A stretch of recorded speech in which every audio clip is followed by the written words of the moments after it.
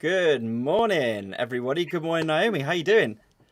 Good morning, Tom. Yes, very good. Thank you. Glad to be here. Happy As to be as am live with I. it.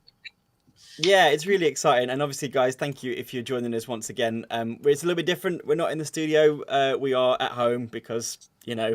lockdown. But it doesn't mean that we can't still have a great morning with you guys and have a great chance to share, hopefully, some really useful stuff about video editing. We saw on the forum that a lot of people were coming back after the live streaming one, and there's definitely bits of what we're going to do today that you can use in your live streams. Often when we're doing live streams, we kind of put in pre-recorded video content just because it takes a break from speaking to the camera all the time. But some of the concepts like having lower thirds, having graphics, we can actually extend them to how we edit videos as well. Obviously, if you're here, say hi in the live chat, and you'll appear on screen. Oh, look at that! Morning from snowy Newcastle. Have you got any snow, Naomi? Where you are? No, I haven't. Oh, I thought you meant that I was in Newcastle. I do miss the north and the I snow know. though, because snow is so frequent up there. Um, but yeah. Oh, I wonder where in Newcastle. Gosh, I wonder. I'm Let's wait. intrigued. But no, Let's I wait for don't the have any live snow. chat. Do you? No, nothing at all today. Just raining, absolutely miserable. Oh, But it's not yeah. miserable because we're here, and we're here with these wonderful people who are here. So please do say hello in the live chat if you're here. We've obviously been able to add a few bits based on feedback from last time. So hopefully.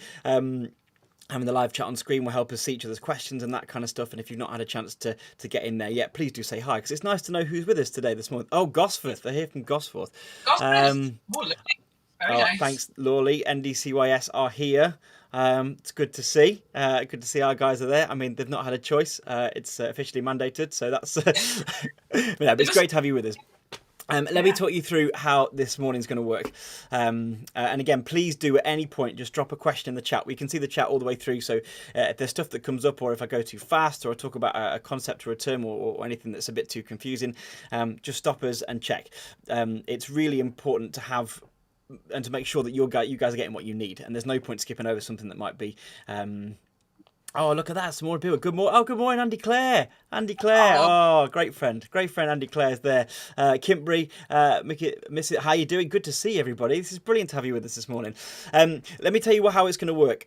We've based this on the feedback you did when you registered. So we've tried to focus all of the training and content around the stuff that you said you wanted to see. But as always, we'll break after every section and give you a chance to add on things or kind of shape the training however you want it to go. And then of course all this will be available as an archive afterwards, so don't worry if you don't get everything down immediately or get everything written down and stuff like that. One of the first things people asked us to talk about was software, and of course that's pretty much kind of all we're going to be using today, various different software packages, and some people talked about the prohibitive price of some software and some of the stuff that we use. So we're going to talk through everything that we use specifically, because we would argue that it's kind of the best stuff, but there's also various different ways to access it, and quite accessible ways to access it in terms of financial implications. What I will say though is that a lot of the principles we're going to go through today, particularly when it comes to editing videos, are using, wait for it, first geeky technical term, non-linear, non-destructive timeline video editing, which is the technical term for the style of editing that we're going to use, is actually pretty much the same whether you're using iMovie on a Mac, whether you're using Windows Movie Maker, whether you're using any of the free video makers you can get, or if you're using something fancier like Adobe Premiere Pro, which we're going to be using today, or the cheaper, easier one to get, which is Adobe Premiere Elements. So we'll go through software as well as looking at some of the extra little bits of software that you can use around this. We are going to touch upon and maybe just reference a piece of software called After Effects. It's a terrifyingly complicated piece of software, but it's amazingly powerful. And so we'll talk to you about some of the things you can do, and maybe in a future tutorial look at stuff like that. And then look a little bit at some of the image editing software that we do. But that will be in our next one. So Naomi, our next workshop, just to give a bit of a spoiler alert for next time, what we're doing next after this one, which will hopefully link on from today. it will, yeah. So it's going to link directly to the last thing we'll cover in this, which is building a graphics pack, which is, if you don't know what a graphics pack is, it's a term I've learned recently too. So it's like a pack of stuff that will help you kind of brand your live streams, your digital work, everything. And you can add your own company or business branding into that. So we're talking like a countdown video, a thumbnail for your YouTube live stream, social media icons, that sort of thing. So we're going to do the next session on graphic design and a bit Amazing. about that, a bit about other stuff, how you can incorporate that same branding into your posters subtly. You don't need to rebrand your whole Yeah, yeah, organization, yeah, but yeah. make it all speak in the same language. Yeah. Amazing. Amazing. And speaking of amazing, I mean, obviously, all of our live guests are incredible people. We've just had a hello from the Archdiocese of Kuala Lumpur. I mean, this is by far our furthest visitor, and we're so happy you guys have found us and that you're here.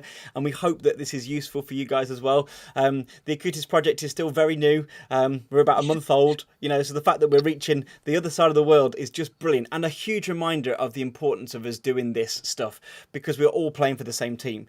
You know, not just sharing the skills and tools we're going to do, but sharing our faith with young people and with the people we work with is so massively important at the moment, because people need it. People need hope. People need to hear a voice of hope and a message of joy. And that's what the gospel is. That is what it is, a message of joy. People need that right now. And I think if we're finding and hopefully giving you guys tools and ways of sharing that today, then we are really living out that mission that we're called to do, albeit in a slightly different way.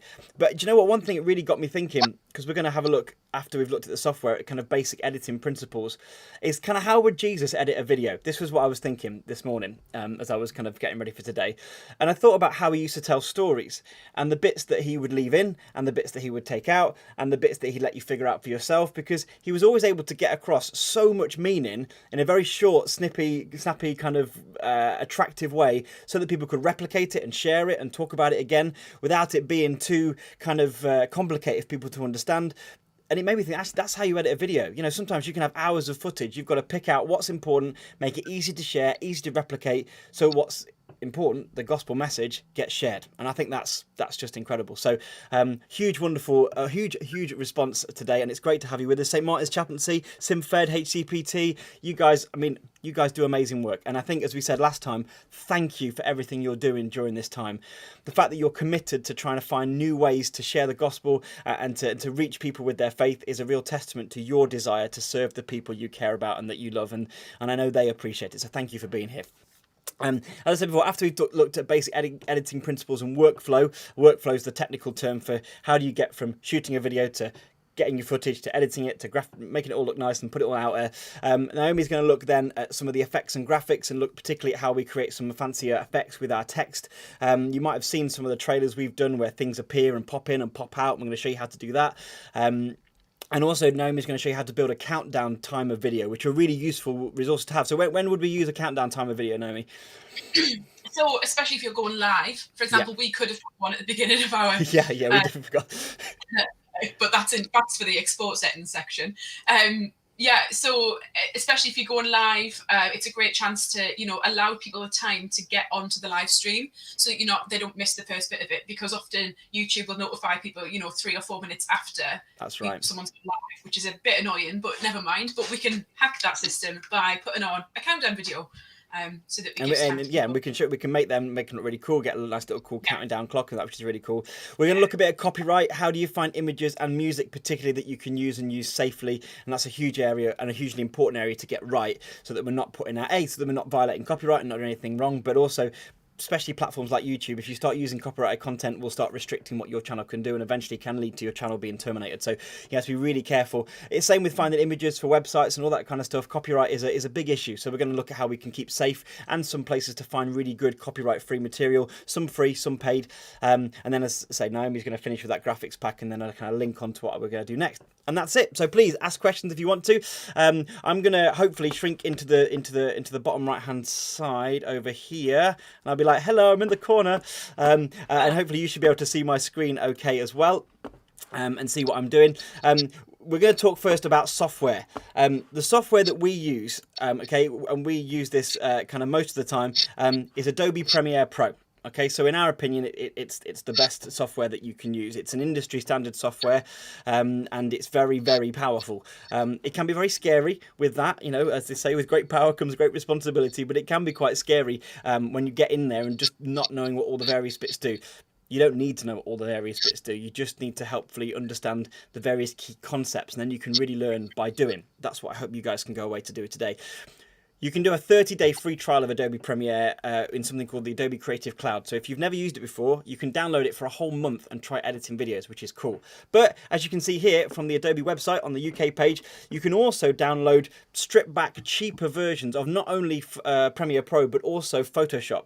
They're the kind of two main programs that we use. Photoshop for making graphics and then Premiere Pro for editing videos. They work really nicely together. Any files you make in Photoshop can be used in Premiere Pro and vice versa. You can edit both in either. It's really, really handy then for making lower thirds, making graphics, editing things, vice versa. And you'll notice that actually Photoshop and Premiere Elements, they retail for about 60-70 quid, but you can get them for 40-50 quid if you find an offer. Have a lot of the key features that you need, and you can download them straight from the Adobe website and get cracking and then buy them. Really, really useful. But one thing I would also advise you to think about, particularly as many of you guys will be charitable organizations, is the Adobe Premiere Pro charity package. They do huge discounts for charities. So we, as a charity, subscribe to Adobe Creative Cloud, and we pay £16 a month. Now, again, I know that might sound like a lot, and it is a lot if we've not got lots of money, but for access to not just Premiere Pro and Photoshop, but to actually all of their creative suite. So Adobe Audition for doing advanced sound editing, Adobe After Effects for advanced graphic editing, Adobe Rush for doing really good mobile editing on tablets and phones. There's loads of amazing Adobe products, and 16 quid a month I think is pretty decent. In the UK, you need to register with something called the Technology Trust. So just search for Technology Trust and you can register with them, and you can get access to all the cheap Adobe deals. If you're a school or an educational establishment, then you can do it simply by logging on with a photocopy of your school ID and registering for a teacher account or a kind of alumni account, if it's one of those things. But if you are just a kind of normal person, it's about £50 a month. Now that is a lot of money, but again, hopefully there's a way to access it either through the cheaper Premiere Elements or through the charity aspect, which hopefully many of us can access through our parishes or through our churches. So if you want any more questions or any more info about that, then get in touch.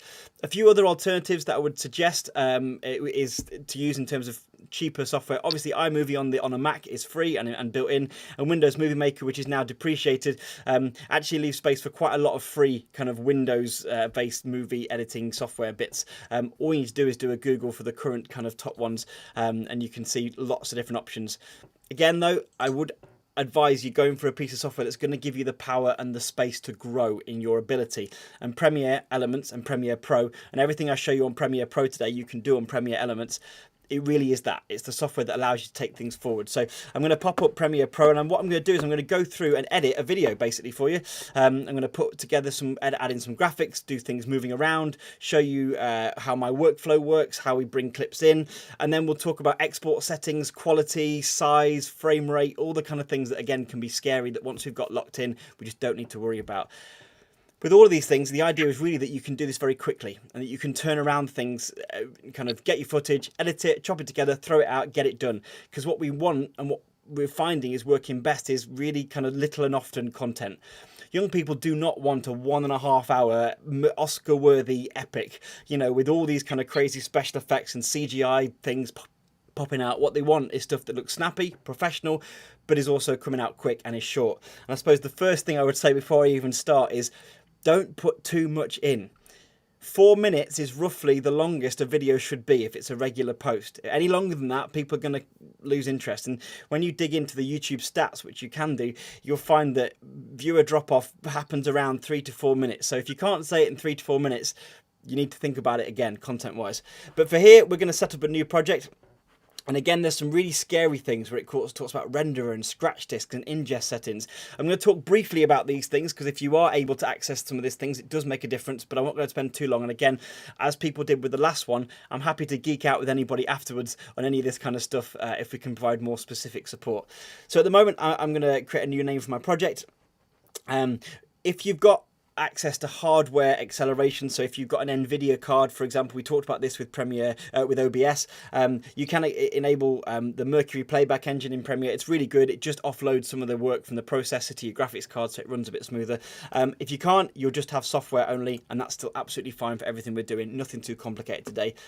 Scratch disks are basically where your footage is stored. Now, if you're going to go in for this, if you're going to look at building an edit computer, one of the principles that you kind of need to think about is having your software on a separate hard disk to your footage. And if you can, then have a separate hard disk for your kind of saved footage as well, your archive footage. It makes things a lot quicker. Reason being, when your computer's accessing your hard drive to run the software, it's constantly reading from your drive. If your video files are also on that drive, it's got to jump between reading the software and reading the file for the video and vice versa. Now, of course, a modern computer doesn't really struggle with that. But when you start bringing things like 4K footage or lots of complicated effects, if your footage is on a separate drive, it means the computer can read both at the same time. It means it doesn't have to jump between one to the other. It means it can concentrate on just running the software effectively. So on my computer at home, for example, I've got 4 hard disks, one for archiving footage, one for a scratch disk, one for a spare one, and then one with my software on. Now that's a bit extravagant, but then it's quite useful when you start getting more complicated projects.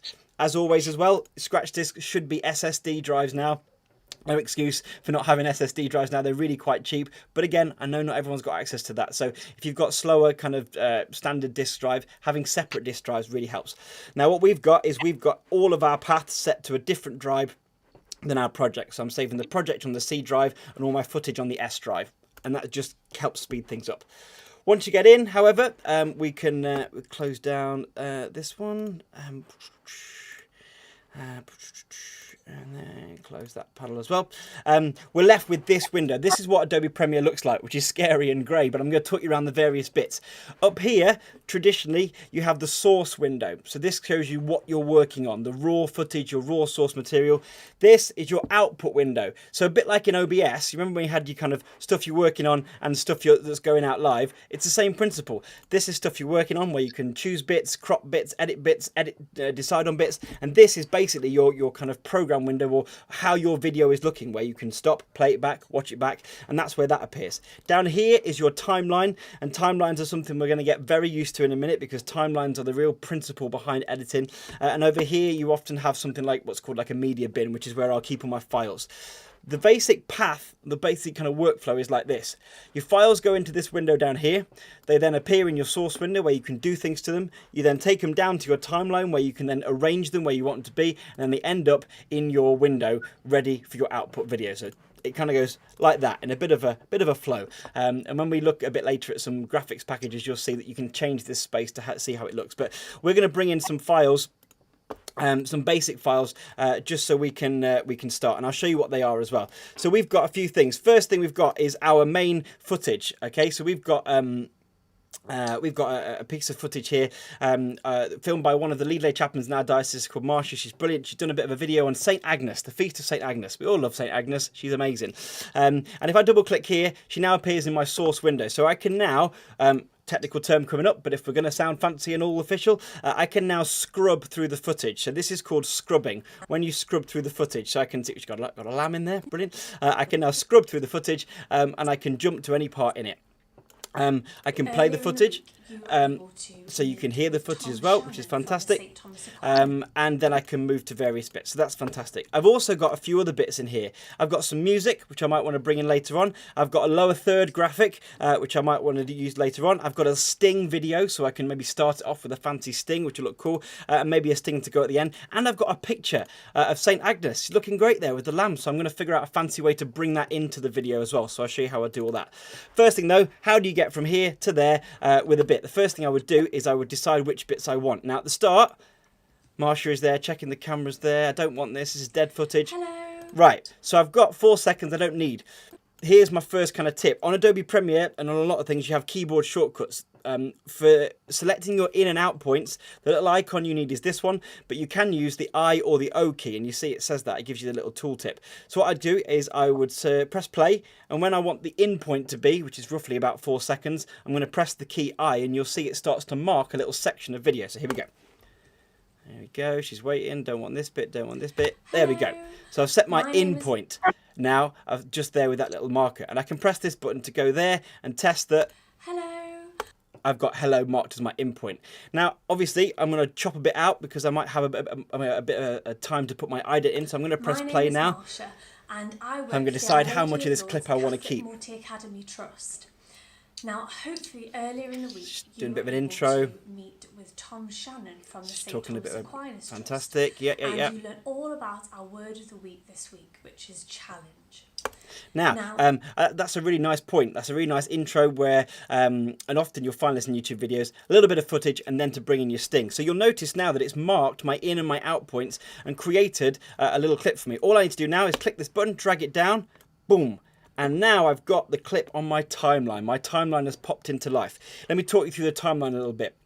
There's a line going through the middle, and this is the same on whatever software you're using. Above the line, I've got 3 video tracks, and below the line, I've got 4, at the moment, audio tracks. Reason being is, with a piece of software like this, or most kind of linear kind of timeline editing software, you can have multiple layers. And the key to remember is, just like in OBS, whatever's on top is what you'll see. So if I put another video clip on this track, or on this track, or on this track, it will be played over the top. For example, just to kind of jump in, if I bring in my picture of St. Agnes, I've put her above this clip, you'll see now that St. Agnes is blocking out Marsha. We don't want that, but for now you get the idea that whatever you put above every line will be on top of it. So when you're starting to overlay things like graphics or texts or kind of animations, that's how we're going to do it. But for now, you'll see Marsha's video track, which is here, and Marsha's audio track, and you can see the little waveform just there. When I'm playing in here, Hello.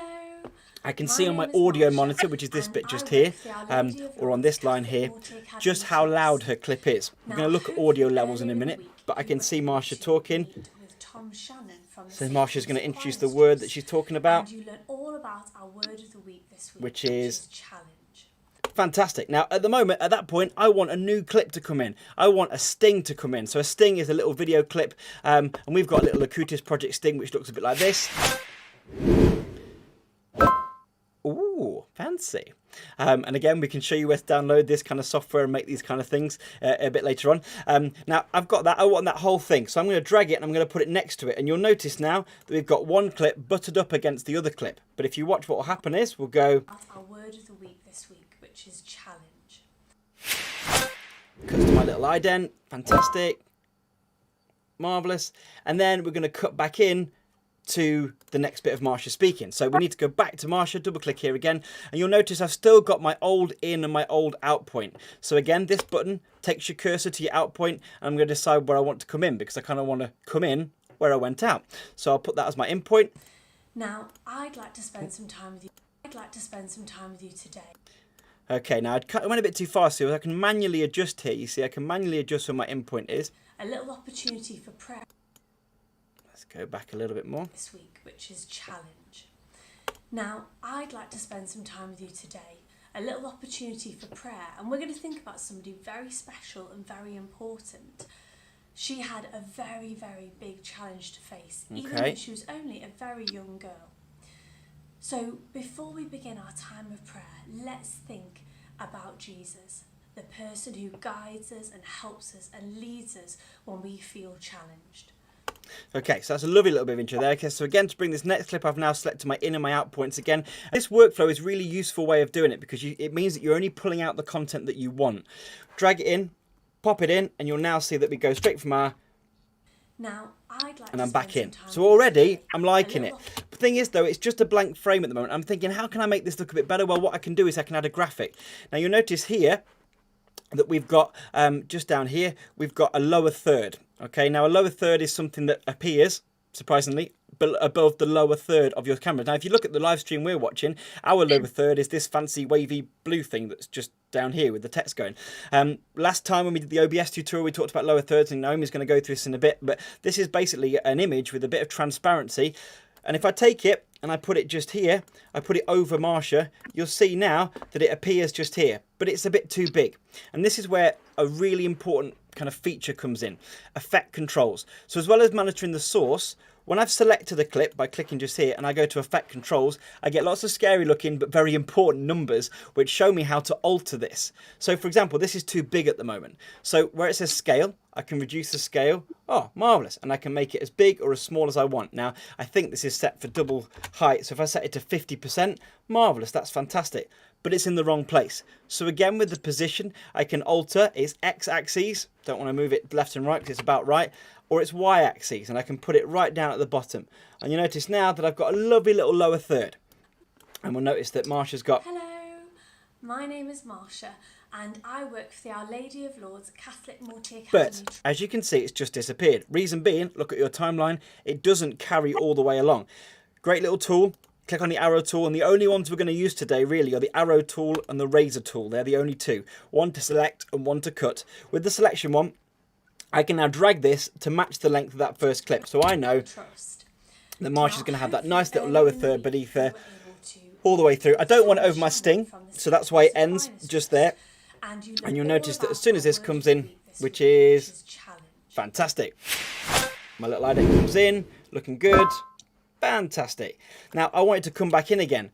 Great little tip for this, particularly in Adobe Premiere Pro. Hold down Alt and drag and it will duplicate the clip again to somewhere else in your track. That's a really useful tip to know, that is. So Alt and drag instantly copies it, but you'll notice not quite as long again. So again, drag it to match. Now I'd like to spend some time with you today. And there we go. Absolutely fantastic. Thing is though, I'm thinking I've got a bit of space here. Maybe I could put some text over the top. And again, this is where I'm going to introduce a third layer. So I've got two layers, my video, my lower third, and I'm going to put a third layer on top. So I'm going to use this type tool just here. And I can literally click in there and type over the video. This is quite a kind of new thing. You used to have to kind of make it and then drag it in separately. I really like this. Okay, so I might put something like Saint Agnes Challenge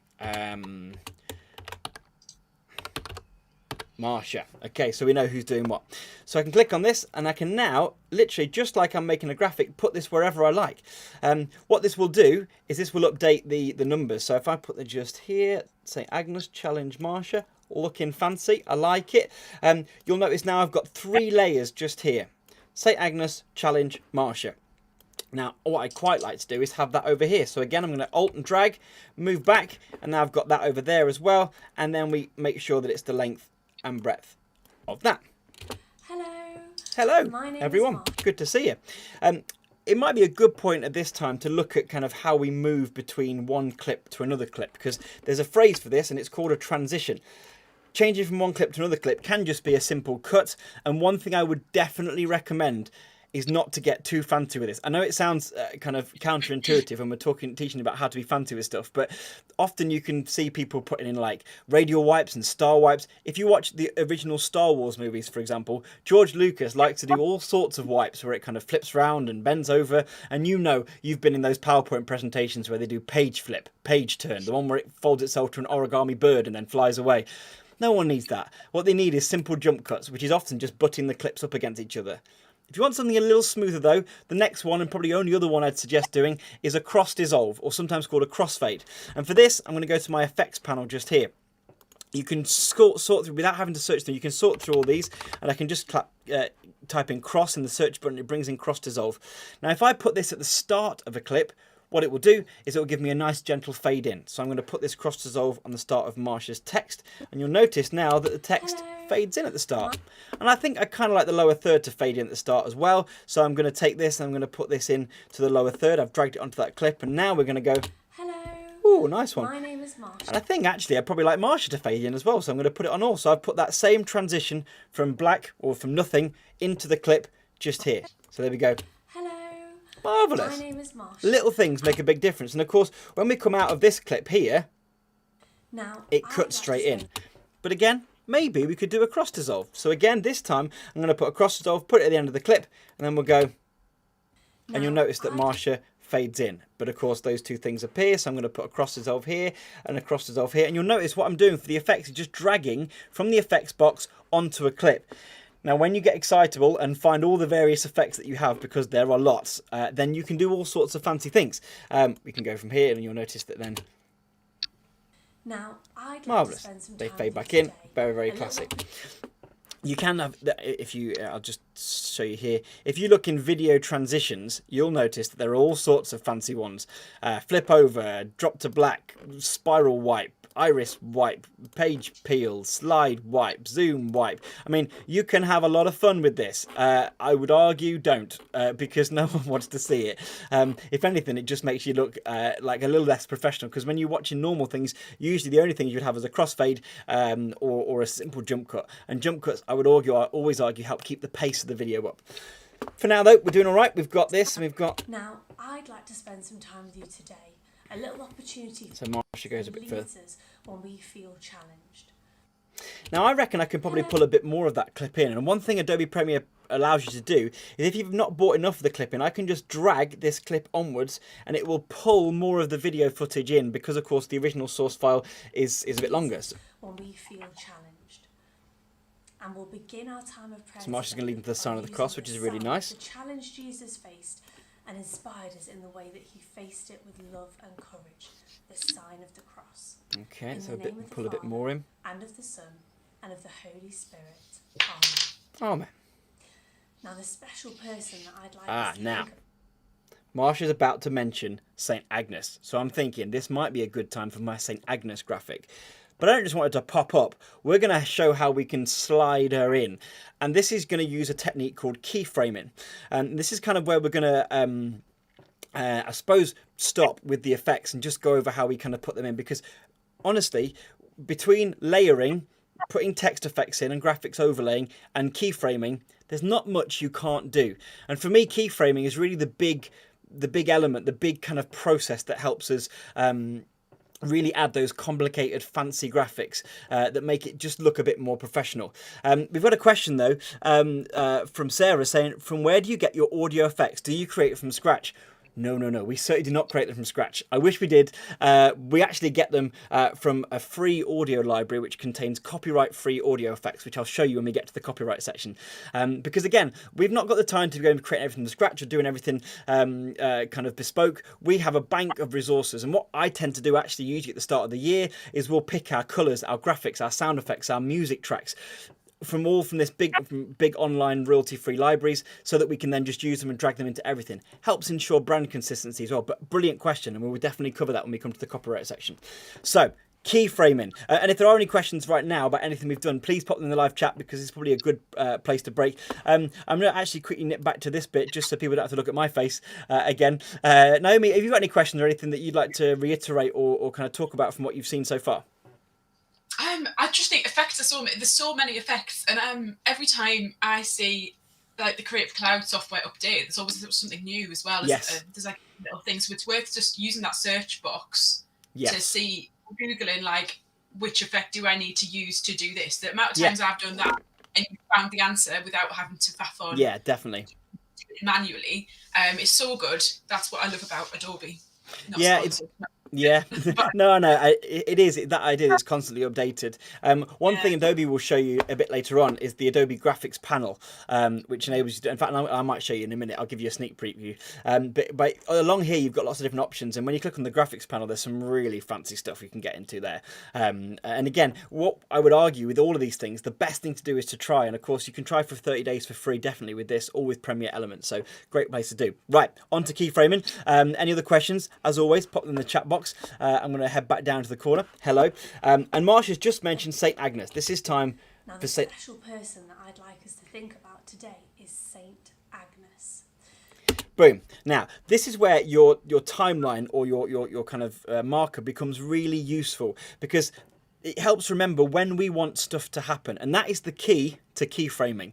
Saying when you want certain things to be in certain places. So if at this point I want St. Agnes to be on screen somewhere, well, that's where I'm going to leave my cursor for the time being. So I'm going to go back to my project bin. I'm going to find St. Agnes, and I'm going to have a look at St. Agnes there. She's looking good. I'm going to bring her in, and I'm going to bring her in, and I'm going to use my cursor to line her up, because I want St. Agnes to be in and to have appeared by that point. Thing is, do I want her there? Probably not. No. So I'm going to click on the clip, go to Effect Controls, and I always find it's much easier and much safer using the numbers and just adjusting one axis at a time to keep things level, in place, and lined up. Nothing more annoying than two graphics and stuff that doesn't line up. So if I kind of move her up and down, I can make her. I might want to make her come in, pop up from the bottom. Hello. But for today, I think I'm going to make her slide in from the side. So I think what I want by the end of it is I want St. Agnes to be here. I really like the fact that St. Agnes is there by that point. Okay, and what I'm going to do is I'm going to move St. Agnes over here because I've still got that point in time marked. That's my keyframe. And over here, what we do now is enable keyframes. And this is brilliant. This is just absolutely brilliant. And this is really where things start to take a next level on when it comes to video editing.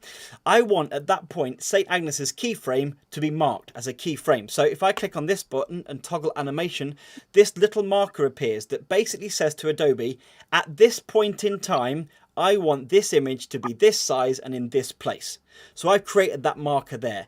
I want that position, those kind of coordinates, 100% scale at that point in time.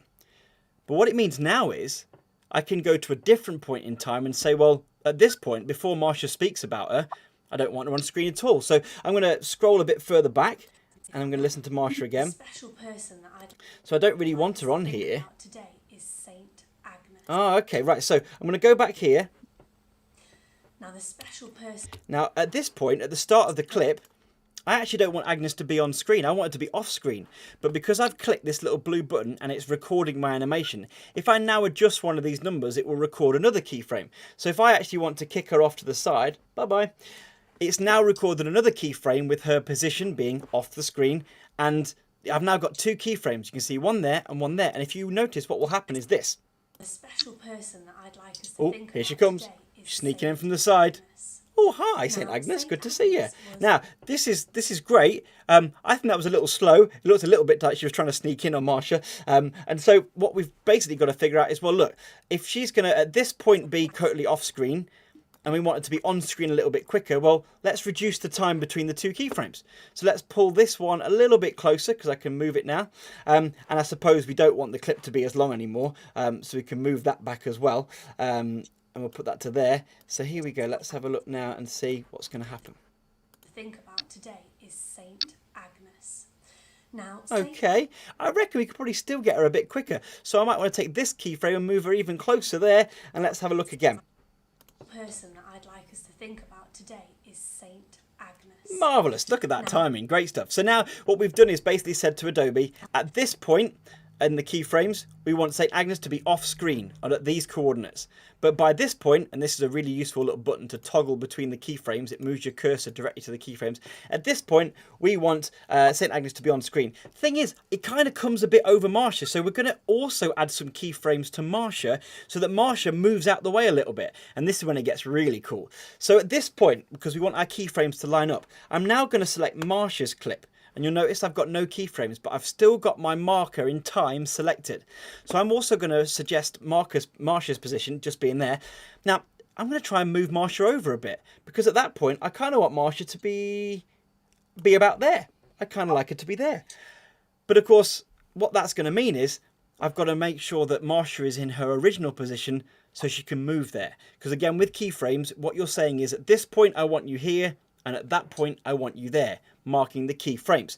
Now, the good thing is we've got another marker that we can line it up with. If we click back on here and scroll to the beginning of that clip and select Marsha again, we can now see that on the timeline, we've got, let me zoom in a little bit. On the timeline, we've now got the other point at which Marsha needs to start moving so that she moves in time with St. Agnes. Here again, we can now adjust these numbers. One thing you'll come to know when you're working in this resolution, and we'll talk all about that in a bit, is that the position for having something dead center is 960 by 540. You'll just come to remember that. So if I put 960 back in, Marsha goes back full center, and now I've got two keyframes, one for St. Agnes and one for Marsha, which at this point says St. Agnes is off screen and St. Marsha is normal. And then the other one which says St. Agnes is on screen and Marsha's slightly moving over. Let's have a look at how that looks now. Now, the special person that I'd like us to think about today is Saint Agnes. Oh, classy. I love it. Okay, so Marsha kind of moves out the way, St. Agnes moves in, and it looks super, super fancy, all using just those two simple keyframe effects. It's a really effective way of getting things in and out. You could, for example, have St. Agnes coming from the bottom up.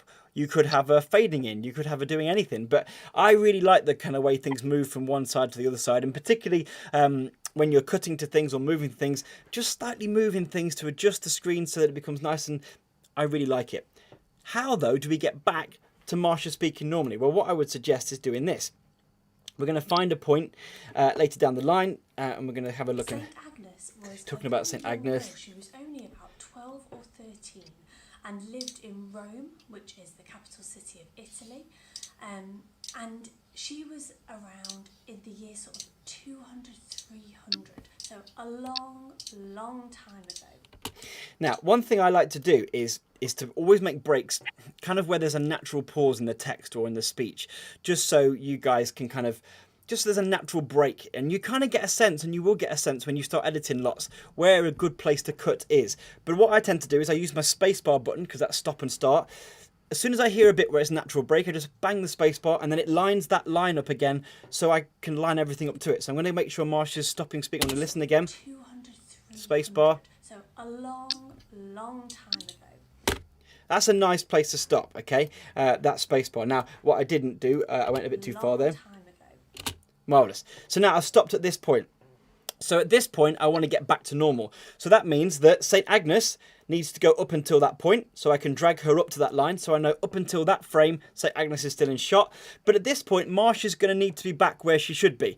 So this is where your razor tool cuts in. Because at the moment, this clip is now shifted off to the left. And I'm going to cut the clip just here. And again, having that little line in there, make sure that I can cut the clip where I want to. And I'm going to select this clip now, because at this clip, we don't want Marsha at these coordinates. We want Marsha back where she was, which again, 960 by 540. Again, just numbers you come to remember. So that means that at this point, we're now just going to do a jump cut where, say, Agnes will disappear and Marsha will recenter herself. So let's have a look at that. It was around in the year sort of 200, 300. So a long, long time ago.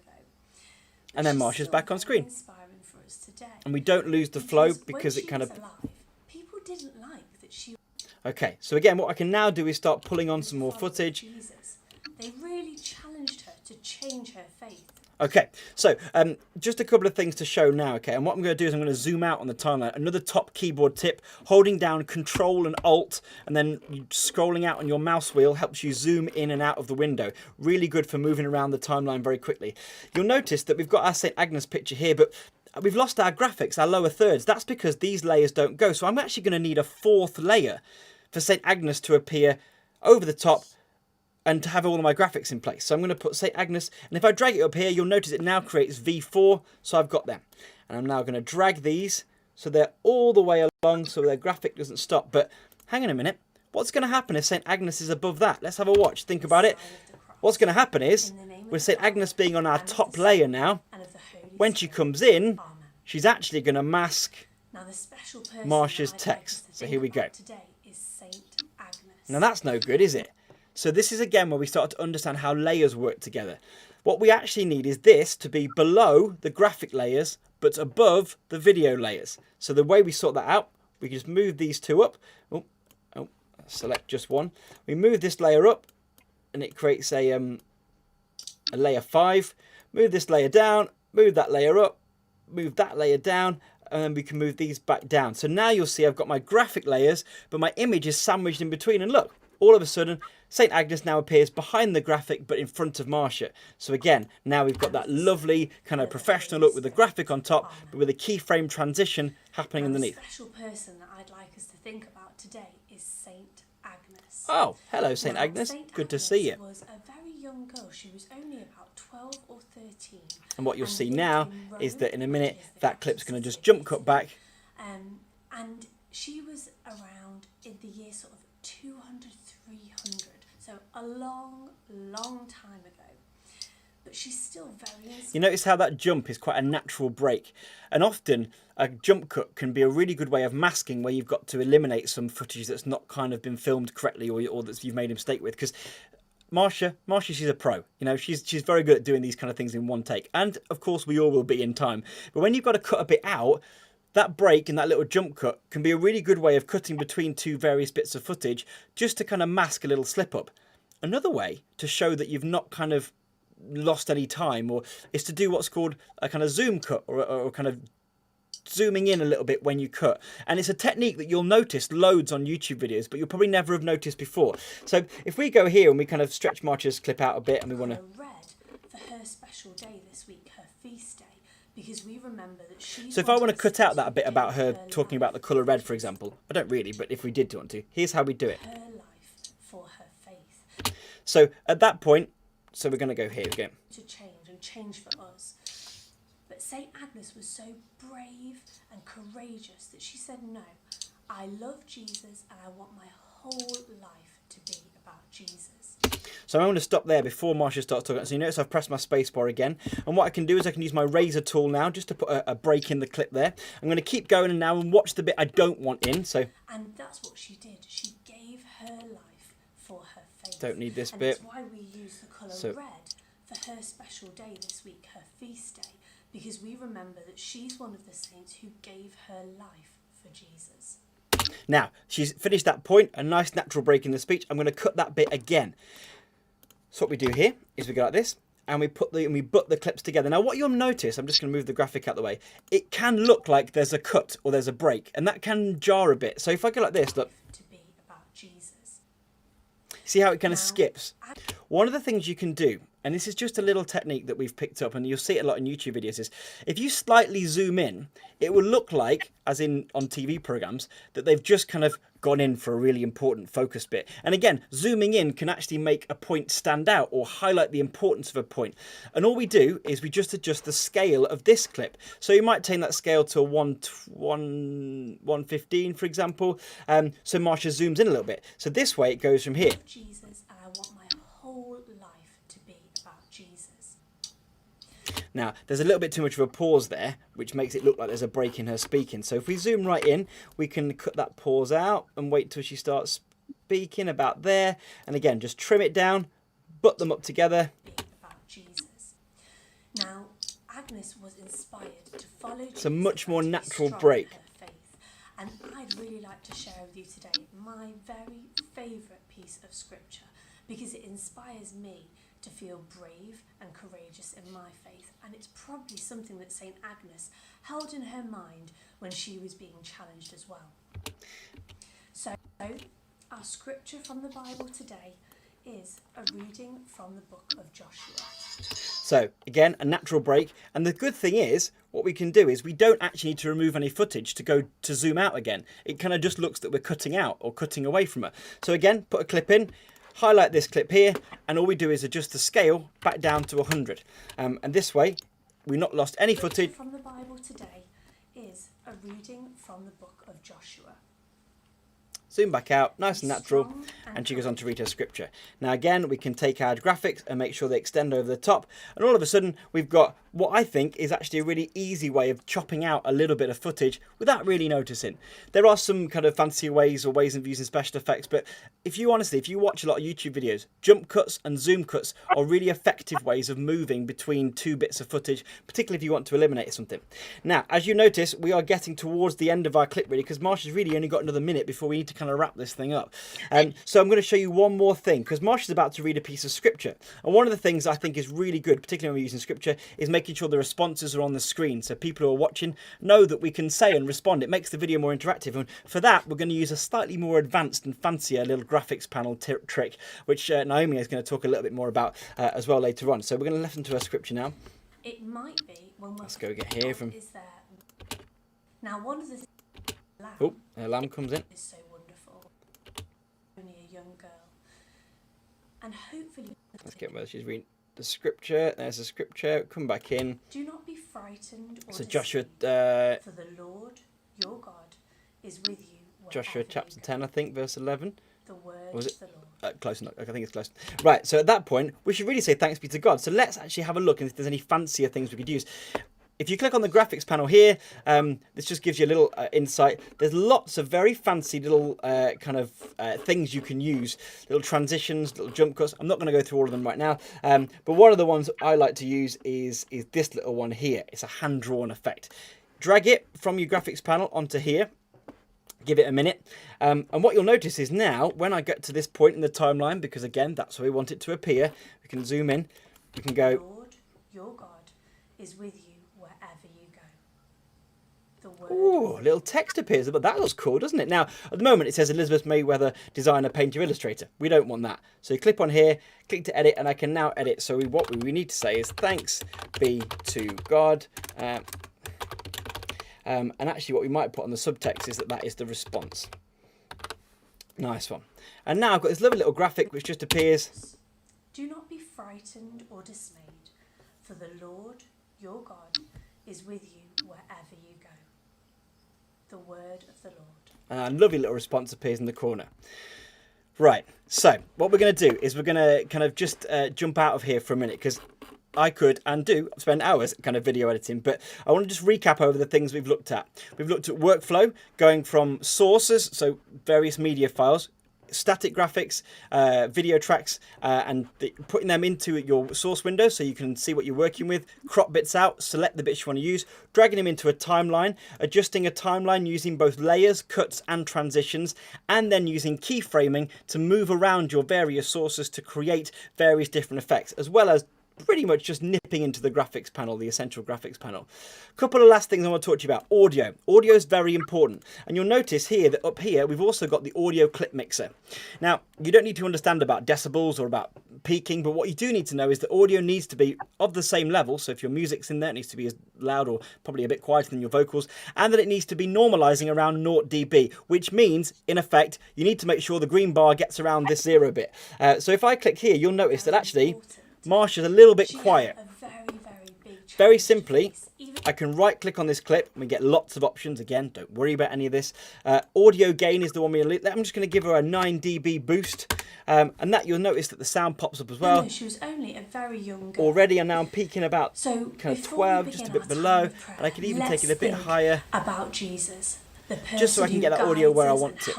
Now, if I'm going to take in some music, because remember we can put some music underneath it to make it a bit more prayerful, I'll go back to my project, go back to my bin, which is, where is it? Let's have a look.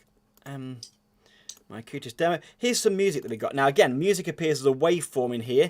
I can crop out bits the same way I did before, but if I have a listen to it, some nice prayerful stuff, and I'll show you where to get all this music from in here. You'll notice this is peaking a lot higher than Marsha was, so we're going to need to adjust that. But I want all of it. If I want only a bit of it, I could select an in and an out point again as normal. And if I did that, it would just drag that little bit in. But I'm not going to do that. I'm going to select all of it. So let's just get rid of these points, select all of it. And what I'm going to do is this time, rather than drag into a video track, I'm going to drag it.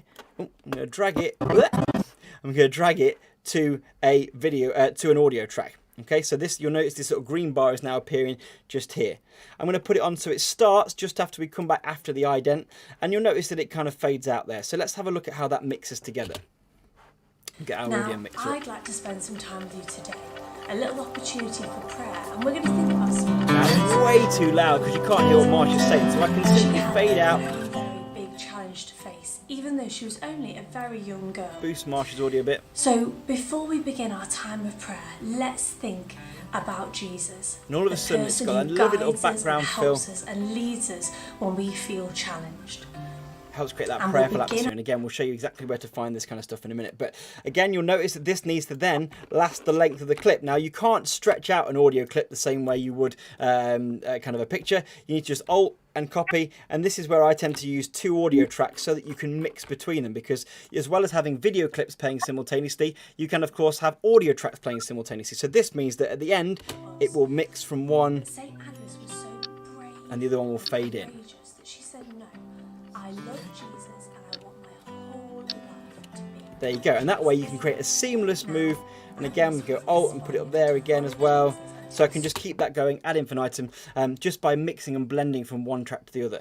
Again, if you've got sound effects or music effects or bangs or whistles or bells, and then you can just drop them into any number of tracks. You can have, and Naomi's going to show you some crazy projects in a minute with like 15, 20 different video layers and stuff. It's really only limited by the power of your system. But again, audio tracks work the same way, and getting that mix right is important. Now, before we go any further, quick stop for questions before I have a look at export settings, setup, aspect ratios, all the kind of things, the best settings for you to get your video out of Premiere into a manageable, usable video size that's still high quality. Before we move on to that bit, are there any questions about workflow, timelines, content, scenes, keyframes, anything at all? Bang them in the live chat. I'm going to go back to Naomi. Have you got any questions, Naomi, or anything you... Good morning, KYT, by the way. Good to see you, Matthew. Thank you for logging in. Oh, yeah. Oh, I suppose I'd be interested to know what software people use. Put in the chat, like, what are you using currently, and would you be inclined? Because I sound like I'm just like an Adobe ad at the minute, but I honestly, I think I would having tried to get by with different things like, do you remember Windows Movie Maker? Oh, Is that still a thing? sleepless nights about Windows Movie Maker. Yeah, like, and trying to get by, it makes life so much easier having a good but affordable software, I think. So I'd be interested to see what people are using, and if they are now considering. We should get like an affiliate link or something. Give people a discount code, like Acutis 10 or something. Oh, we like definitely should. off. That doesn't work, by the way.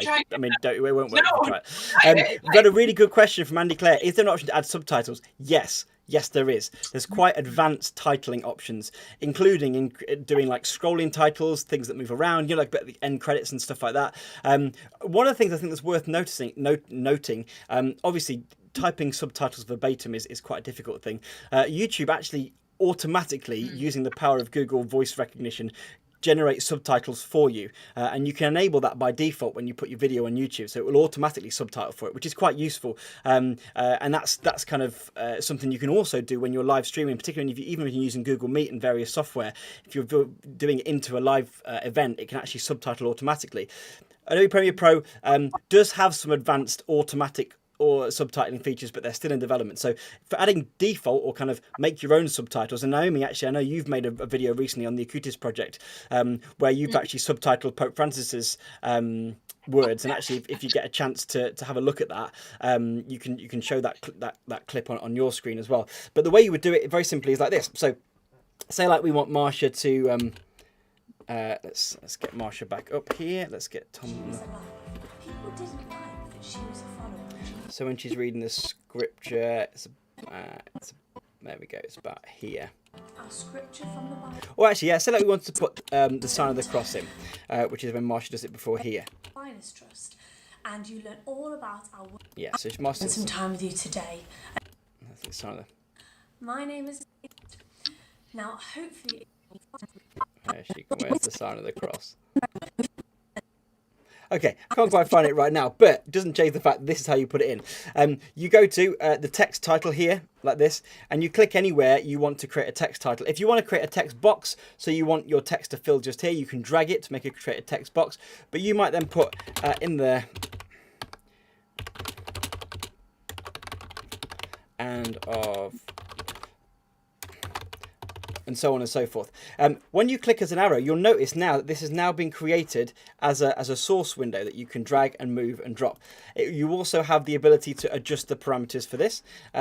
So you put like the name of the Father and the Son. And the way I would do it, if you were keeping for one line, very simply, and you just want to subtitle little bits, is just to then put a little crossfade at the start and the end. So effects, you'd put just to search for our crossfade again, put a cross dissolve at the start and a cross dissolve at the end. A little opportunity for prayer, and we're going to think about something very... Now, what you can do, of course, though, is if you want to like move on, like you're doing song lyrics, for example, because if I'm doing a song tutorial, I'd do it either this way or the way I'm about to show you, where the words move. I've now got my in the name of the Father, Son, and Spirit. I alt and copy, so it goes next to it. I can then move to this one. I can edit this one, Son and the Holy... Oops, sorry.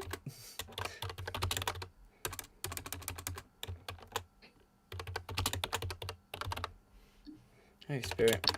I can now put that one in there, and you'll notice what it'll do now is it'll have... for prayer, and we're going to think about somebody very special and very important. And the next one will come up. So you can then just keep dragging and dropping and just changing the text as you go. That can be quite quick.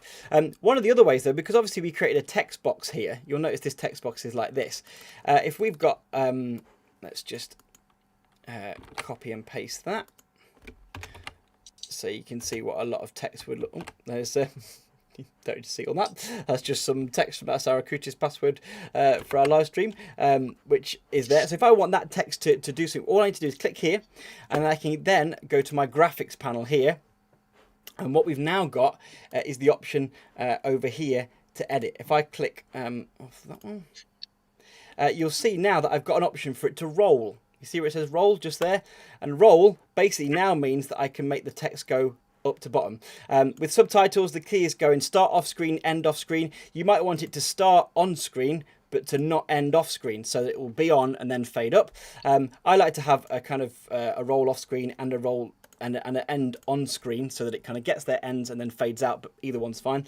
And you can have what's called a pre-roll and a post-roll so that you can time it so it comes in right. But what this basically means is that now, depending on how long your clip is, it will then roll the text above and into the text box you've now just selected. So if I go here, you'll see very special and very important. That text is now going to come up. She had a very, and then we'll fade out. But if I stretch that clip along, the roll now slows down automatically. Very special and very important. To fill the time. She had a very, very big challenge to face, even though she was only a very young girl. So if you've got song lyrics, all you need to do is match the length of your lyrics to the length of your song, and it will pretty much be in time. And of course, with this being a box, you don't just have to have it full screen. You can just then move it to one side of the window. Oops, sorry. Move it to one side of the window, or shrink the box down. So that it just appears alongside, for example, along the bottom. So you can do lots and lots of stuff with those titles. But that's how you would add subtitles, either using clips back to back, or you'd use it using the roll feature. They're the two easiest ways to do it in Premiere Pro. Good to see someone tuning in from Edinburgh as well. Thank you very much. Right, we're going to head back to the chat window because we're about to head towards the export settings. And if there's any other questions, if there's not, we'll crack on because we've got a lot to get through in our final hour beforehand. We're taking a long time on that. Sorry, I got carried away. But if that's any other questions we've got, I'm going to talk to you about settings. Now, we put all of our videos up in full HD, which is 1920 by 1080p. And when you create a new project, you can create a project with that settings. But what the easiest way to do, and what Premiere Pro will often do, is it will create a timeline based on the settings of the first footage you import. So if you're filming in 1080p, which is usually the default setting for most cameras, it will do that. If you want to go edit in 4K and be super fancy and put 4K videos on YouTube, great. I would argue not to for a couple of reasons. One, it puts 4 times as much pressure on your computer editing software, which makes everything 4 times more hard to do and 4 times more difficult and 4 times more likely to go wrong. So don't do that. Second of all, what it does is it means that when you put it onto YouTube, yes, it imports in 4K. No one's watching on a 4K screen, really. No one's putting your YouTube video on their 4K TV. They're watching it on their phone or their iPad or their computer. And very few computer monitors are 4K. You're just wasting time, bandwidth, and file size. Because remember, file sizes are 4 times as large as well. So my advice right now, until things change, always shoot in full HD. It's really good enough quality. It looks great on most screens. And it's also quite reasonable because compression algorithms are a lot better. With that in mind then, when it comes to exporting your video clip, it can get a bit scary. So if I go to export media, I get all sorts of options pop up. And this is where it can get a bit terrifying. But Adobe Premiere offers something really, really useful for that. So I'm on my export screen, and you get that by going File, Export Media, like that. And you'll notice that I've got a few options. First option I've got is to change the file name, so I can do that, and you'll see. And it will show you at the moment what it's set to output. And it will output based on the settings by default of what you've put in. So at the moment I'm putting it out at 1920 by 1080 at 30 frames per second. Again, you can shoot in 60 FPS, there's no point. It looks quite smooth, a little bit smoother, but not really noticeable. But again, that's double the frames, double the work on your computer. So 1080p, 30 frames per second, that's the standard, and that's the kind of standard for YouTube as well. If you've got a setting on your camera between PAL and NTSC, you might have seen those. PAL is the UK or EU version, which shoots at 25 frames per second. And then you've got the NTSC, which is 30 frames per second. In my opinion, most software and everything is configured to 30 frames per second. So just stick with NTSC, which is the NTSC setting on your camera. 30 frames per second just helps everything just stay a little bit more consistent. Down here, I've got things like frame rate and compression. You don't really need to worry about that because a lot of things will now have presets. The preset we use is YouTube 1080p full HD, and that sets all of my settings to what I need them to be. But just to give you a rough idea of what they are, 4.2 is the bit rate or bit depth. You don't need to worry about what these kind of things mean, but I can select that between 1 and 6, and so 4.2 is just above middle-ish. Audio is at 48 hertz, but again, that's pretty standard. Again, don't need to worry about that. But using the presets takes all the guesswork out of it for you.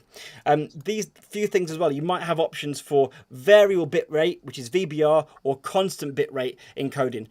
Always do VBR if you can. The reason being, you save file size. And what it will mean is that if you look at that scene there, Marsha's lovely wallpaper, that doesn't actually change for the entirety of the clip. Apart from when St. Agnes pops in, So what it means is that once it's encoded that bit of footage, it won't do any more encoding until it sees that bit change. A constant bit rate means it'll encode everything at a constant rate of bits all time. So regardless of whether you've got very still images, which are easier to encode, or very noisy images and lots of very moving images, which are difficult to encode, it will encode them all the same regardless.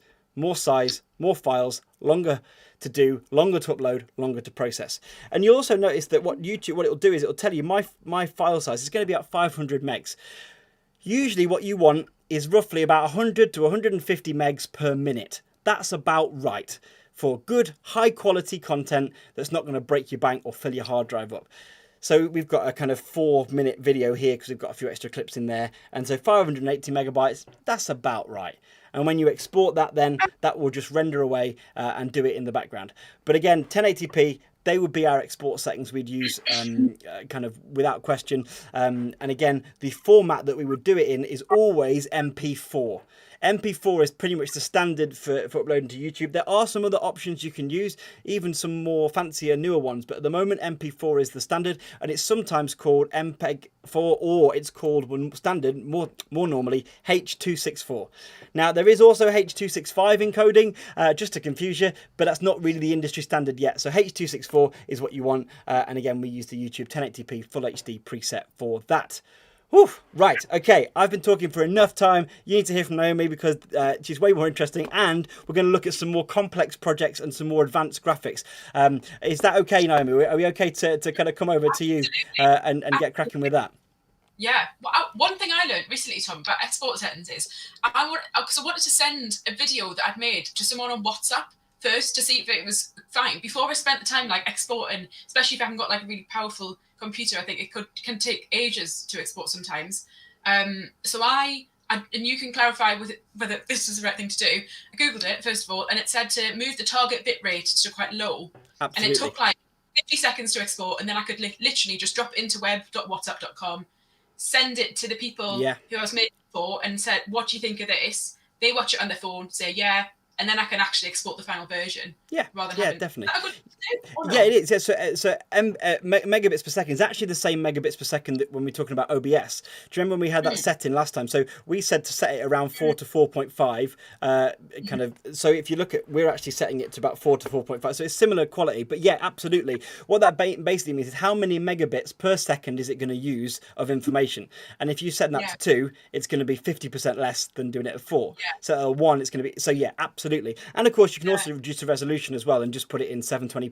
And again, the good thing is you don't need to worry about knowing those settings. You can just go for here and just pick one and even save your own if you save a little WhatsApp one. But yeah, you're dead right. If you're just doing a preview or a draft or a rush, as it's called in the trade, if you're making a quick rush to check with your client or to check with someone everything's okay, then yeah, reduce the bit rate, save the energy, save the file size, get it sent, get it checked, come back. Awesome. Yeah, defo.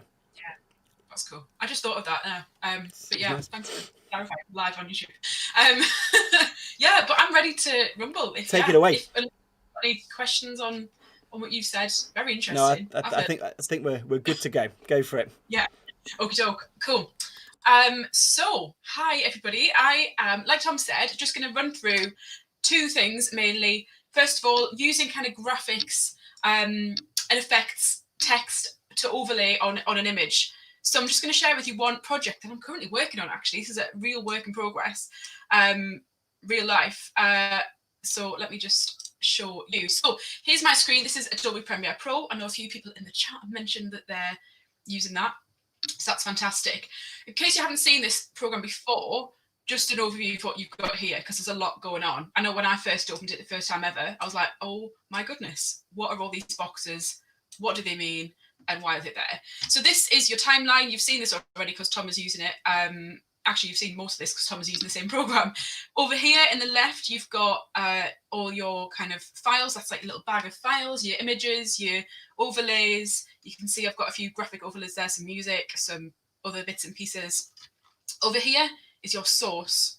So if you want to put something into your timeline, what I'd recommend you do is drag it, find scrub along, new term of the day, to the bit you want to find, and then click in, click out, and then you can drag the whole thing, or you can drag just the video or just the audio onto your timeline. I've already done that, as you can see, and then this is at your preview window here, so you can see what's going on. Apologies to anyone who is featuring in this video who's watching this live stream, but you did a great job, so I'm going to share it. Over here, you've got your effects and your essential graphics, which is basically what I'm going to be looking at in this little section. So effects and essential graphics. If you, for some reason, lose this, if it goes away, just click effects up here or graphics up here and it will reappear, which I learned quite quickly because I was like, why is it gone? You know, sometimes the screen just changes so suddenly and you're like, where's everything gone? So the first thing, like I said, is going to be adding more detailed text and animated text to a video. This looks terrifying. Don't let it terrify you. It's a lot of layers, but it's a manual way of making a really animated video. In case you haven't got like After Effects, you don't have to use After Effects, you don't have to learn a whole new software. You can just do this simple trick. So this is a video, you may have heard it, it's a David Wells poem. It's called, I forget the actual name of it, but it's basically telling you that God doesn't make rubbish, you're not rubbish, you're amazing. I felt really affirmed making this video because it was like, you're not ugly, you're not worthless, you're not perfect. I loved it. So what the team have done is they've created one long video. That's why I've used the razor tool, as Tom said, to chop it all up. And then we wanted to add some text over the top. So when they say these things, the text comes up as well. Great for just a good practice to have text on top. Like Andy said, it's good to have subtitles. It's good to have text as well as audio, especially when working with young people. So this is what we did. So I've just done a simple, Tom's already done it on his little explanation there of effects. So all you need to do is add your text there. So you are not, and I've made the you are not because it's a constant throughout this section of the video. Just drag that out through the whole thing so you don't have to put it in multiple times and make it even more complicated. Then on top, because that's going on top so we can edit the words, I've just added in the words. So the first one is you are not a statistic, and then it stays there. We've got the cross dissolve there on the video, bit intense really, might shorten that a little bit because it's a bit much. Yeah, and then you are not stupid, you are not just like your sister, so and so on. So that's a really simple, and how you get the fonts and the different things, Tom's already gone over it, but basically once you double click on the text there, which is a really nice easy feature, it brings up essential graphics, as I mentioned. From there you can then select your font. So you could get a really funky font, make sure you've got permissions to use it, especially if you're going big with the video. I'd say if you're not going so big with the video, it doesn't matter so much, but the last thing you want is someone emailing you saying, listen, we're going to court because you've used my font. It's not what anyone needs. So yeah, you can use that. You can make the text bigger or smaller using this. You can make it left aligned, right aligned, blah, blah, blah. You can do all of the things you need to do from here. If you want to make it in the middle of the screen, you can use these really cool tools here to align it centrally, horizontal center, vertical center, all of the alignments. Yeah, that's what you can do. It comes in, we've got a little crossfade on it, cross dissolve. That's what I went with because I thought it looked the smoothest, but you could use other ones, and I'll come to that in a moment. When it gets a bit more complicated, because it's not just, if you've heard the poem before, it gets pretty complicated at some points. For example, there's an and there, so we've just added the and in above. And the great thing is, once you've done that once, you can just alt and drag it along to the next one. So, and then at this point here, you'll see, gosh, there's a grand total of, there's actually not 9 layers because I've used these 2 video lines, but there's a lot of layers going on. This is what it looks like at the end. So, and you are not here to prove yourself.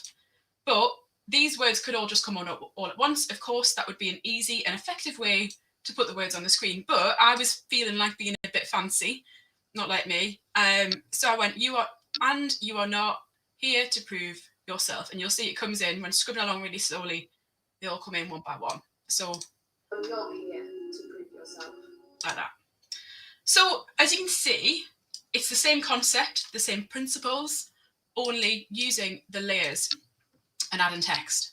So what I did, instead of reinventing the wheel each time, was just to click on a little graphic text there, alt and drag up, And then once you've got that one, it's on top, you can just move it around using this little tool here. So you can, that was the wrong one, but you can just drag it like that. Okay, that's one way of doing it. Please do say if you've got any questions, put them in the comments. Have a little look to see if anyone's got any. No, none yet. But if I've missed something, I'm sure there's a lot of teachers in the chat, and it's often difficult when you know to do something, when you've done it already, to explain how you did it. And yeah, so if I have missed anything major, do tell me.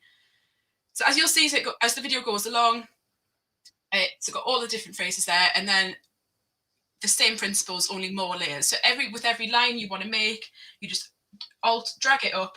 You'll keep the effects as well, keep the cross dissolve in the beginning and the end, and then you can just edit the size of the text. For example, this "you" was really big because I want to emphasize that you are God's work of art, as Kayla said it, not just like you God's work of art, it's you are God's work of art. So I made that a bit bigger, moved everything around, just as if you were making a poster. This is a really nice thing about Pro, that it's like you can just use it and manipulate the words and the text, and you get to decide where they are. It's quite easy to just move them around. For example, not that you would want God's to be over there, but you could just line it up there. You need a bit of eye for detail for that, but I'm sure we've all got that in us. As you can see, gosh, the layers get really intense along a bit because I just add more things in. So knit together by the Almighty, anticipated senses. So you see, you can just make it look like a graphic, but without having to make the graphic, then import the graphic. You can just make the graphics in Pro itself, which is really cool. It goes on and on. And yeah, when we get to this bit, but I'll come to this bit in a second.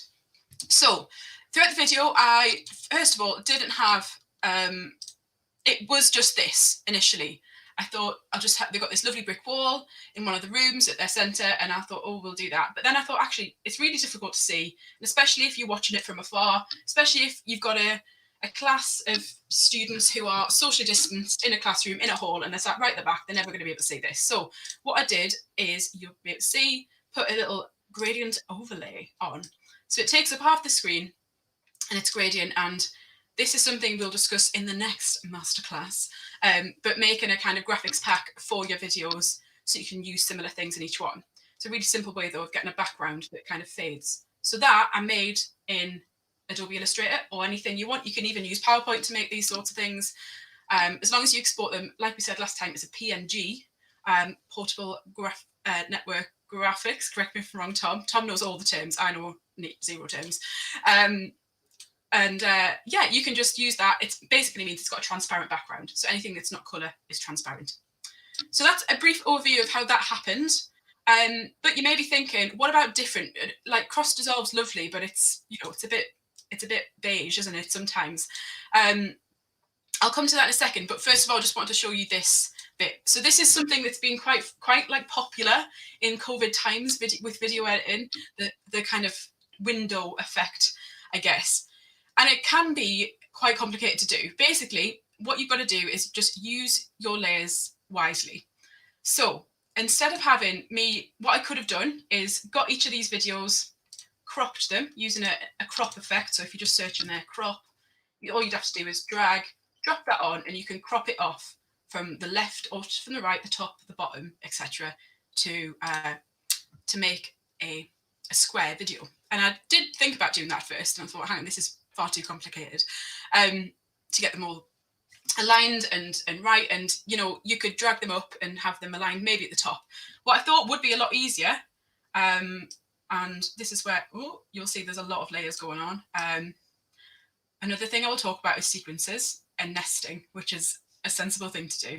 Is I've used this, and you can see it here. This gradient, it is a gradient overlay with transparent squares. So again, we'll go through how to make those in the next masterclass, but basically drag and drop that on top of your videos. So this is what it looks like without it. Just videos there, I drag this on top of it, and it's like curtains on a window. It kind of covers the edges up and frames it. It's a window frame, essentially. Really is a window frame. And it's a really easy way of doing that. So all you need to do, watch our next masterclass, and you'll see how to make that work for you, depending on how many squares you need and stuff. So it's really a lot easier than cropping all the images, though you can do that if you want to. So it goes on. There was something else. Oh yes, nesting. So once you've got all these, it can look really quite messy. So once you've got one of them sorted, for example, if you want to, this scene here, if you want to just get rid of all these layers because it's getting really too much, you just right click, where's it going? Nest, final window, because I know what that means. It's the final scene. They're all saying something together. Click OK and nest, and it's, gosh, isn't that a lot less stressful? But then you may be thinking, what do I do now? I can't edit it. Just double click and it brings up that sequence again, that scene again.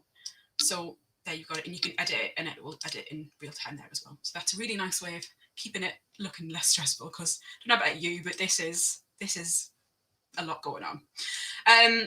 So I'll pause there. Is there anything anyone wants to ask Tom? Is there anything that you want to ask? Is there anything I'm not?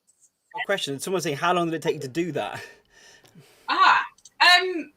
Not too long, to be fair, because I'll tell you how I did it next. How it didn't take too long. It's a lot of copy and paste and a lot of drag and drag, copy. The important thing I'd say is to decide what you want to do first, and then go from there. Have a plan. Decide which kind of effect you want to use. Because I was, I'll come back for a second. With the transitions and things, I played with a few options at first and thought, do I want to have a cross dissolve? Do I want to do this or that or the other? Do I want them to come in from the slide, like you were saying, like using keyframes and sliding? And if I'd decided that last, it would have meant going back through all of the text and editing them. You can do a thing where you copy and paste the attributes to a different thing, but it's still, that's a lot of copy and pasting. So what I'd say is decide what you want to do first.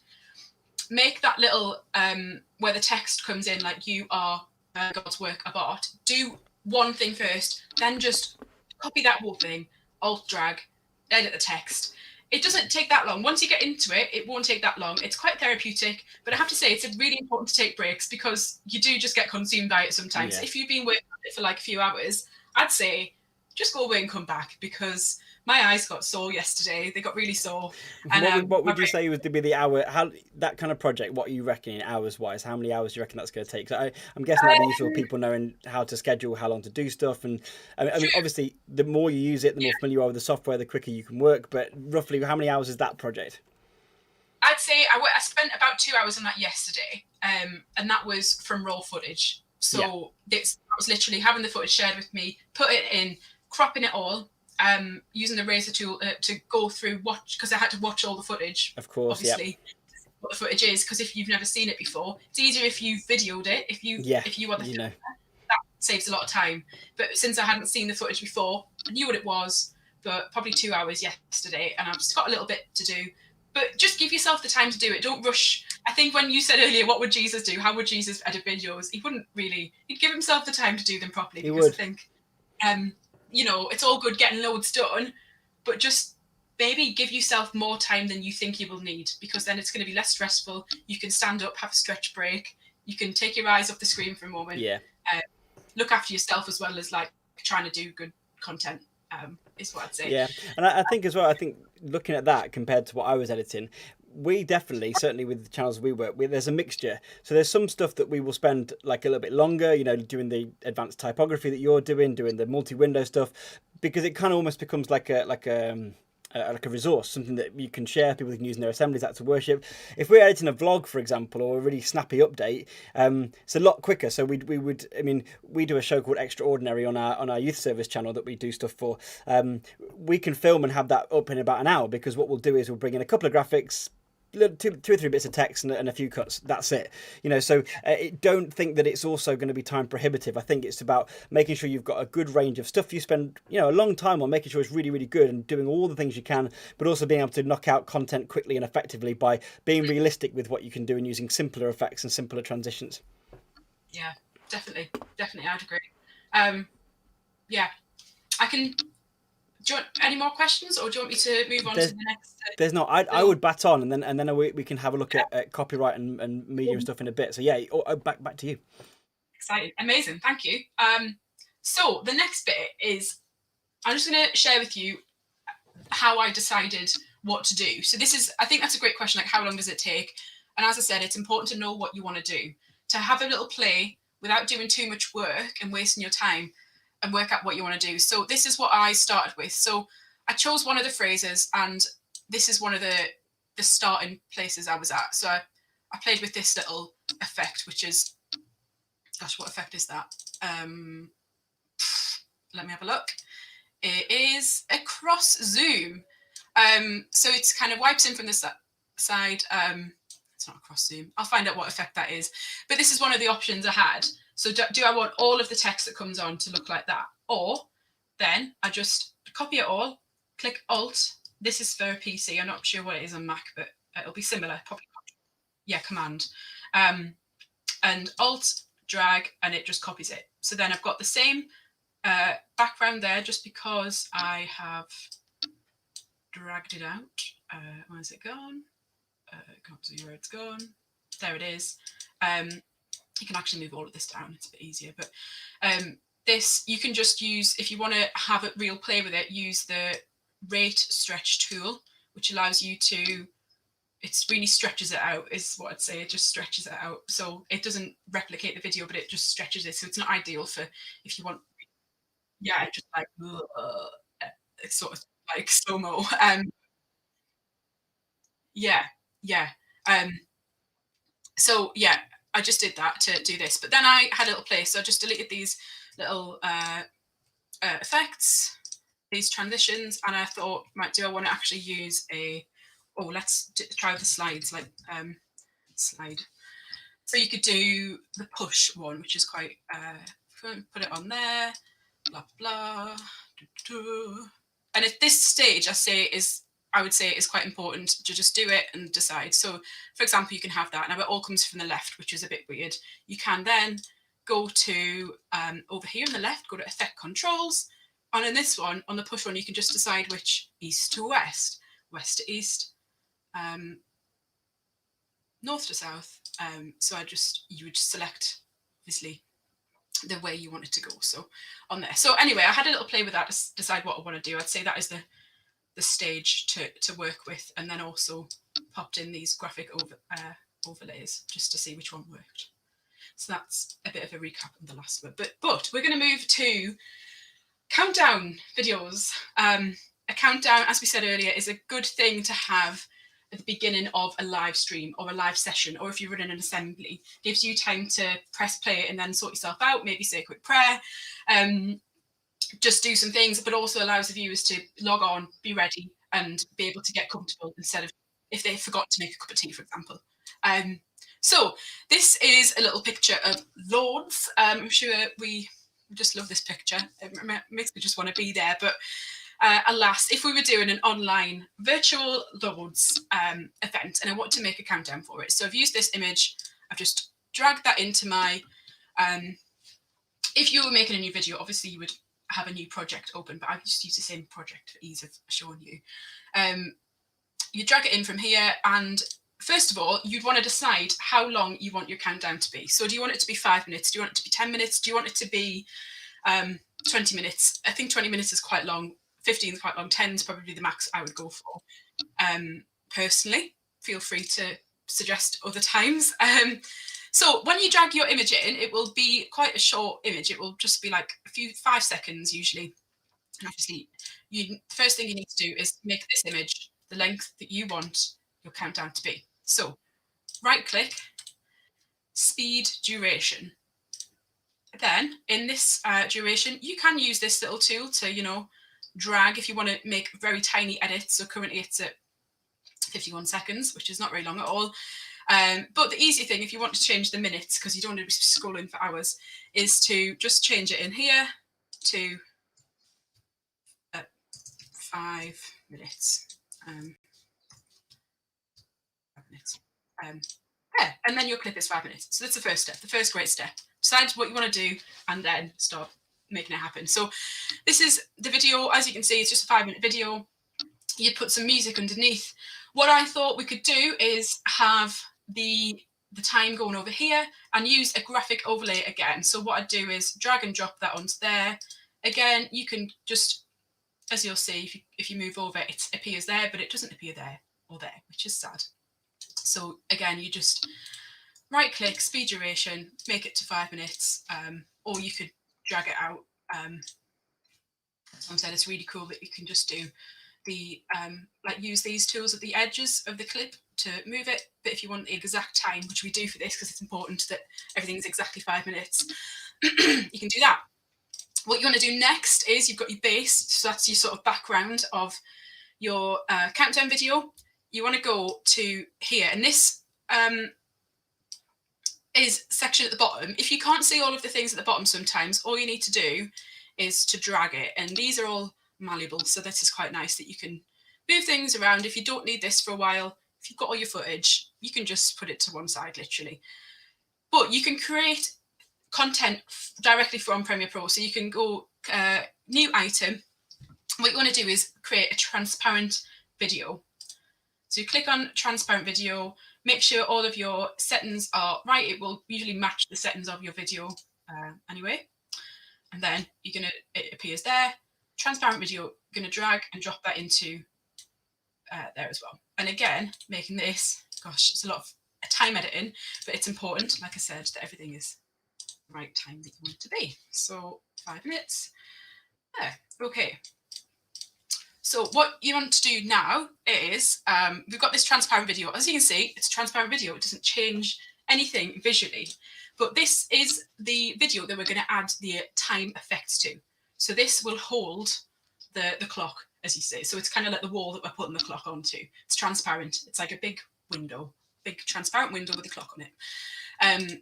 So what we're going to do is go time code. So in effects, just search time code if you want to do the thing. But sometimes I put a space in. So if you put code, it would still come up. That's fine. But sometimes if you get the tab wrong, it's confusing. Time code. There it is in video. I'm just going to drag and drop that onto the transparent video. Like I said, it's as if you've got a big window and you're just putting a clock on that window. You can't see anything else, like a big perspex screen on top of your base. So there you can see that we've now got this clock, which is pretty ugly, if I do say so myself. No offense to the clock itself, but it's not pleasant. It's got this weird little thing there. It's got like the hours. So it's not ideal. As you can see, it goes up to like 5 minutes there. But yeah, not good.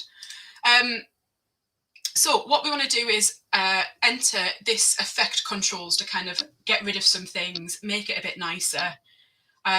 First thing we want to do is, if you look down, you can change the size of it.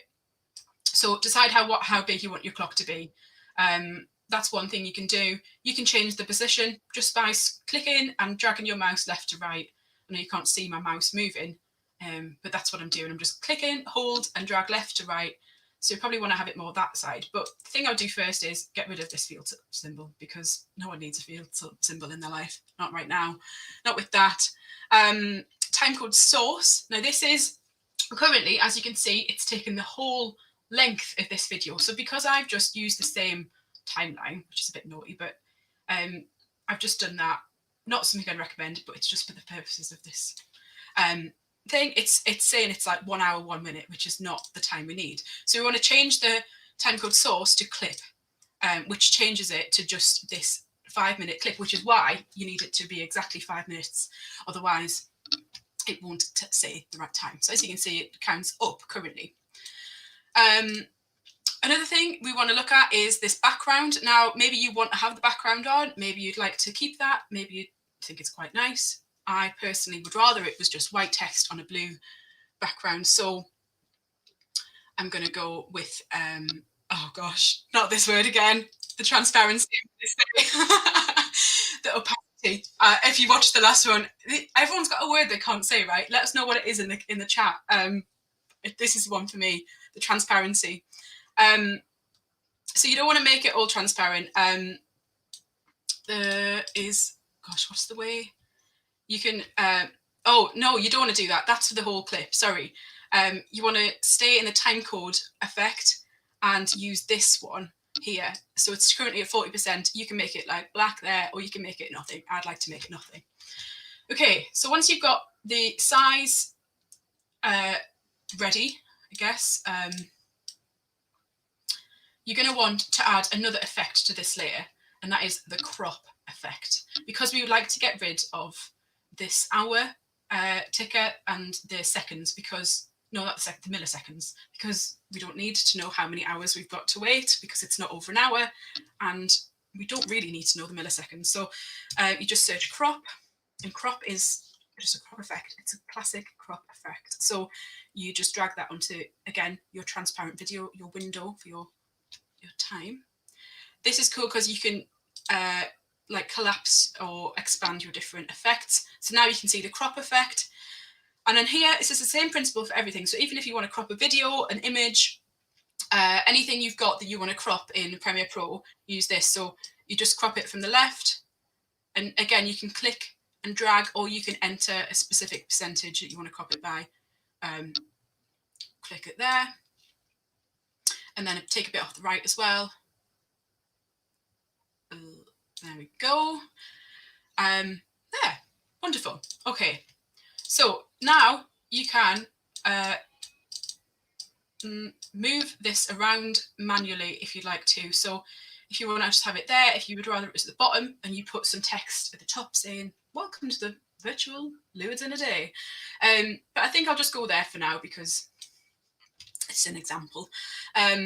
As you'll know, as you can see, even it's kind of counting up, which is a bit useless because we're just counting into time. It's not how many minutes late are we, it's how many minutes do we have to go. So how do we reverse that? Now, this is where something I mentioned earlier called nesting comes into action.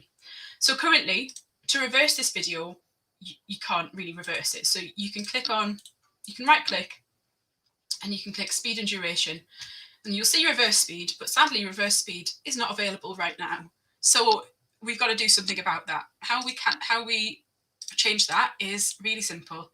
We just right click on the transparent video, click nest, call it clock, capital L, and then it turns green. It means it's a nested sequence. So you can go into that, edit all the things if you want to. But now, hurrah, we have the option to reverse the speed. Brilliant. So click reverse speed, okay, and then counts down from, well, 4 minutes 59, but it does start from 5, I promise, all the way to 0. Put a funky tune underneath, put some text on. You can have the text coming in and out like I showed you in the first little bit. And yeah, you can add whatever you want around that. But now you've got the base layer of the clock in the background. That's how you'd make a countdown video. Gosh, any questions? That was a bit whistle stop that. My brain's a bit fried, but I know it's all good, and that's the thing. We kind of, with all these things, I suppose saying we learn because you kind of see something, you go away and try it. That's the key, isn't it? Really, we want to kind of show you, if you want to just start editing, you want to start chopping stuff, doing keyframes, doing transitions, doing countdown videos, doing multi-layer graphic text, that kind of stuff. Then this is hopefully going to be the impetus and the kind of inspiration to go and do that. And Sarah, your question is great. Is it easy to import my text layers from Photoshop? PSD files or Photoshop files are transferable between Premiere Pro and Photoshop. So if you have a layered PSD file, when you import it in, it will give you the option to preserve layers, and when you do it will separate out all of the layers in Photoshop into separate layers already into Premiere Pro. So if you've already got them in layered, then don't reinvent the wheel. I would suggest it would be easy to bring them in. You might find some issues with alignment depending on image size and rotation and aspect ratio and that kind of stuff, but you usually, in principle, generally, yes, if you've already got a layered image in PSD, drag and drop, just click preserve layers, and then they'll populate all the layers, which is super useful if you've already done some text work and already got like different things split up with fonts and graphics and images. It's one of the really good reasons to use the suite because the software is interoperable. Interoperable. That's a good word. Right. Are there any questions on any of that? Because what we're going to do, we've got about 15 minutes left or so because we only have a bit more time for questions at the end. I'm going to show you to look at because we talked about finding some music, finding some images, finding stuff that's safe and copyright, and finding those materials. I'm also going to show you some kind of templates you can download for graphics to kind of kickstart you on and to kind of learn a bit more about it. So we're going to go do that in a minute. And then we'll just kind of give a bit of a kind of heads up for what's coming next with the Q&A at the end. I think that's kind of our plan, really. So are there any other questions for anything else? Please put them in the live chat if there are. If not, we'll head over and just explore where do you find all that music stuff? Because I suppose, just so if we're waiting for a couple of questions, one of the things that's super important, particularly on YouTube, but actually just professionally, is that when we're using stuff, we've got to make sure that if it's copyrighted material, we're A, either referencing the people it's from, or B, paying to use it, because it's not our stuff. You know, and we don't do that just so we don't get penalties or don't get caught or don't get a mark on our YouTube channel. We do it because actually we should be kind of celebrating and supporting the artists and people who are working and that kind of stuff, and because it's the right thing to do. But what the beautiful thing about the internet is, there is lots and lots of stuff out there that is absolutely free and really high quality, because often when you go on these sites, if you search for like background music or whatever, they all of a sudden want you to subscribe to this or create an account for that or whatever, and it can be a bit scary and make you think you've got to make some kind of financial commitment when you don't. So what we're going to do, because there's no questions popping up in the chat, we're going to nip over and just show you some of the software places that we get some of our resources from. And over here, we're actually logged into our YouTube channel over here. So if you've got a YouTube channel, you'll see this is our fledgling brand new Akutis project channel. If you've not seen this word that Naomi did in Premiere Pro using the techniques we talked about today, then watch it, because it's beautiful and it's going to be so important over the next few weeks and months, really towards Easter and Lent. So just use that and take that and share it, please. But if we look down here, we'll see something that says audio library. Now, if you click on this, it will take you to an audio library filled with free music. And what's even better is it's also got sound effects, things that you can put in the background, like if you wanted a male zombie roar, for example, that could be all yours, or a woodpecker pecking on a tree. Who knew that would be so useful for sharing the gospel? But in terms of the free music, what's really useful is that you can search by a lot of different things. And our favourite one is to search by mood. So if you want something that is bright, because it's a positive, upbeat kind of thing, or a bit funky or a bit happy, then you can click apply and it will filter out bright, funky, happy songs. And it also shares you the duration. So what you might want to do is say, well, my video is actually only 2 minutes long, so I've got to make sure it's longer than 2 minutes, say. So if it's longer than 2 minutes, it will find me all videos that will be long enough for my track. Fantastic, really, really cool. All of this, by the way, is absolutely free. The only thing you need to watch out for, and I'm trying to see if I can find one, if I click play on it. I'm trying to see if I can find... every now and again, when you click on a track, it will actually tell you what its attribution kind of status is, which basically means what you have to do it. So if I click on if I click on that button, you'll find that for some artists and for some music, and often it's really good music, when you click on it, or if you want to use this, for example, it's under the Creative Commons license, and you need to add this into your description for your video. So they need to be credited. It's free, but it needs you to credit it to make sure it's done. Now, if you want to avoid that altogether, just click attribution not required, which is most of the stuff on here. And all this stuff, they don't need crediting, they don't need crediting. You can just use it at will for anything, for anyone, charge for it, sell it, share it, whatever.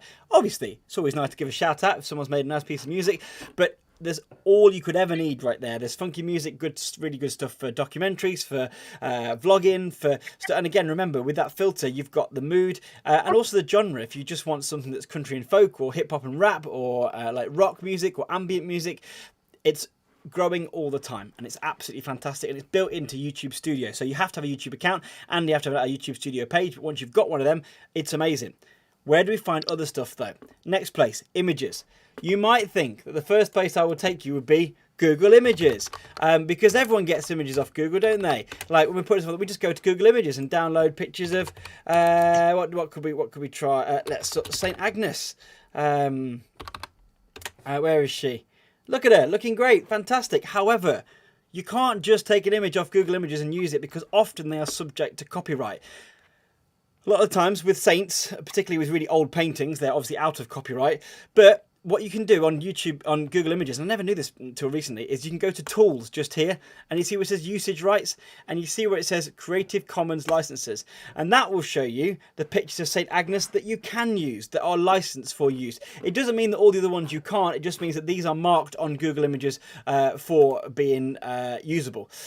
You could also look for usage rights in terms of commercial or other licenses, so images that you can buy. So these are from stock photos, for example, and stuff like on you'll see where it says licensable. It then gives you the options for license details. So you could do, look, this page can, in the public domain, so it's unpublished before then, so it tells you that you can use it, and it's okay to use it. It's a really important thing to just to get in the habit of doing, to make sure the images you choose off Google Images are safe. But what you can also do, though, is also use different libraries of images. Our favourite one at the moment is this one. It's called Unsplash. All of the images here are donated free for various things, and there's some beautiful imagery on it, absolutely beautiful imagery, even like Catholic specific stuff if you happen to be that way inclined. So all you need to do is search like Catholic specific, and there's some beautiful images of the Rosary, of Our Lady, of a monstrance, and all of these are absolutely free to use. What we'd also always suggest is that you credit the artist, because that's really important. You don't have to. These are all provided free for the purpose of having them to use. But Unsplash is safe, and it's not going to land you in any kind of issues in terms of copyright. And what's really nice is all the images are proper high quality. Like, they're really good images. I mean, for the year of St. Joseph, I mean, come on people, you can't get better than that. That's going to be amazing. Little monster of St. Joseph looking on. I love it. So we've got loads of really good options here, and it just gets better and better. Similarly, if you want to do something, if you're talking about a YouTube video, for example, these graphics here can be great for having in the background of your YouTube channel, that kind of stuff. So yeah, it's a great website, unsplash.com. Highly recommend it. Now, if you're going to go a step further, you can, of course, look for some paid libraries. And one of the ones that we use a lot is Envato Elements. Envato do a lot of stuff. They do web design templates, they do video effects, graphics templates, free images.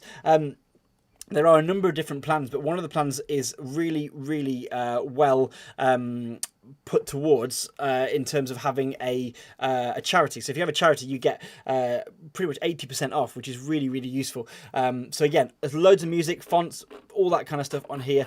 A great place to go. Speaking of fonts, Google fonts are all free to use, and they're all freely downloadable. They're really nice and some really good typography for just taking stuff that's a little bit different. But again, Envato Elements is one that we would recommend. A couple of other free video ones that aren't free but do offer some really good free stuff. Rocket Stock, which is a derivative of Shutterstock, which is a really massive stock image website. They actually do free products, but they also do lots of very fancy products like cool smoke effects and Sahara Desert sand effects. And ooh, I mean, that's £199, dollars even. We're not going for that, not just today. But on this one, on Motion Array, another video platform that we get quite a lot of stuff off, you'll see it gives you the option to filter for free. And actually, stuff like this really cool jumpy logo. Look at that. That's really cool. You could change that logo, and what these templates do, you download them, import them to Premiere Pro, and you just swap out their logo for your logo. This one's lovely, for example. This free quote one, it's let's see if I can get it a bit bigger for you on the screen. If you look at that, how good would this be with scripture quotes in, and having various different images in the background that frames that change depending on the season? That is absolute free download. 8 megabytes. You just download it, open it up in Premiere Pro. So if I download that, I can download that as a, and what will happen is it just comes up as a Premiere Project template. So if I just open up just so you can see what it looks like in Premiere Pro. And again, that's one of the benefits of using something like Premiere Pro, is that obviously a lot of this stuff will be there for it. If I open up, marvelous. You'll now see it's created a crazy complicated project with all the different quotes on it and all the different graphics on it, all the animations. All I'd need to do is go in and change the text and the font and put the different pictures behind it, and all of a sudden I've got that video up and running. So Motion Array's got some really good free stuff. You just filter by free, and there's loads of like graphics templates, video reveals, and such like that you can use as well. So please just check that out, as well as Googling and YouTubing free stuff. I'd recommend, though, a lot of times if you go on YouTube and find free things, they'll take you to random Dropbox links, and sometimes the links can be a little nefarious. So when you can stick to a proper website, it always helps. Just heading over to the chat in terms of copyright. Andy Clare says, we tried to buy a music reproduction license for church music. We don't fit the profile as we don't have a static congregation. Any thoughts? Okay, so, I mean, this is kind of a PRS thing. So, yeah, you're absolutely right. It's a complicated thing. The only thing I can say is we looked into this for a school who wanted to make an album, and we were able to argue that it was because they kind of served the same families, that it was kind of a static congregation, even though there was slight variation. So when we rang them, they said that we could get a limited physical reproduction license. The digital reproduction licenses, as far as I'm aware, are a little more comprehensive, but often go on stream numbers. One of the difficult things, and you're dead right with this, when you put stuff like liturgical music, or you're putting stuff like that online, you do end up hitting a number of copyright barriers. One of the things, though, that YouTube has built into it is actually a lot of copyright licenses with a lot of Christian publishers and a lot of Christian music. What that means is you can publish your own recording of a version and you can check it against YouTube's copyright. What they might have is a license agreement with that copyright holder, meaning that you'll be able to put it in your video, but you won't be able to generate money from it. It will be any ads or any click-through or any revenue will be collected by the copyright holder. Now, for us, and we've put hymns up before because we have, what YouTube will do is it will flag that image as a copyright material detected, and it will show you what the limitations are by using that in there. So I'm going to see if I can actually show you what an example of that just on my screen. I'll just see if I can get that up. Because often what it means is when you use copyright material, you can carry on using it safely. YouTube will cover the copyright licenses, but obviously they will then make the money off it, not you. But that's fine, because a lot of the time our channels aren't monetized. So if I look at our content, let me see if I can get something up. Okay, so here we go. I'm just going to share my screen again. So this is our NDCYS channel. So if you look at here, there's a copyright claim on the Lamb of God, the Matt Maher one. So you see where it says I can see the details. So when we publish that, a top tip as well is always to publish your video as private, so it doesn't go live and incur any copyright strikes, and it lets YouTube process it and scan it for any copyright music. If I see the details of the copyright claim, you'll see, look, you're not affected because they've got an agreement in place. You can have it public, but it's ineligible for monetization. So the impact on the video is the video can't be monetized, and it's got the copyright owners there who own it, and they monetize it in their things. Now you can then replace the song or mute the song or dispute it if you think it's not right, but actually what we've done there is been able to use YouTube's built-in copyright protection so that they are still collecting the revenue from it by being digital, but I've not had to go through any of that kind of clearance processes. But again, the best way of doing it is uploading it as a private video first, let YouTube do its scanning algorithmy thing. It will detect the copyright music, show you what the license restrictions are, and then you'll be able to see whether or not you can publish it and use it. So that can be a kind of a way to get stuff online, particularly on YouTube, but that's specific to YouTube. I'm conscious of our time. We've got about 10 minutes left. Very quickly, if there are any questions, then please put them in to the live chat. And obviously, if there's any questions at all, as always before, then please then share them with us afterwards. You know, we're here, and I think it's info@acutisproject.com, or you can hit us up on the website at acutisproject.com. But Naomi, do you want to talk to us a little bit about what's going to happen in the next one? And is there anything else you kind of want to that's maybe come to your mind about the kind of things that you want to say is useful going forward? Yeah, so the next one, we're going to do one of these every month. I don't know if people guessed that, since we did one last month and then this month as well, but we're going to try and do one every month. And next month is going to be on graphic design. So those elements you saw in the videos that I was talking about, where we had like the gradient overlay, it's really simple to do, but I'll explain how to do those. A few bit of other graphic bits and pieces that all comes together to form a graphics pack. You can just have a nice folder. You can share the folder with your colleagues, so you're all working from the same graphics, and you can just input them. Like I said, like for example, our Holden screen right at the beginning, it's got our logo on.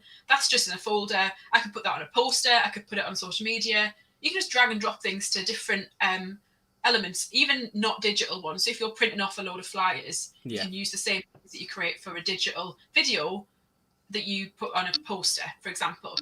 So yeah, we'll look at what's in a graphics pack, what you need, what you don't need, what could be used on multiple platforms. Bit on social media maybe, and graphics for that, because they're slightly different. They are, with different aspect ratios and stuff. Different.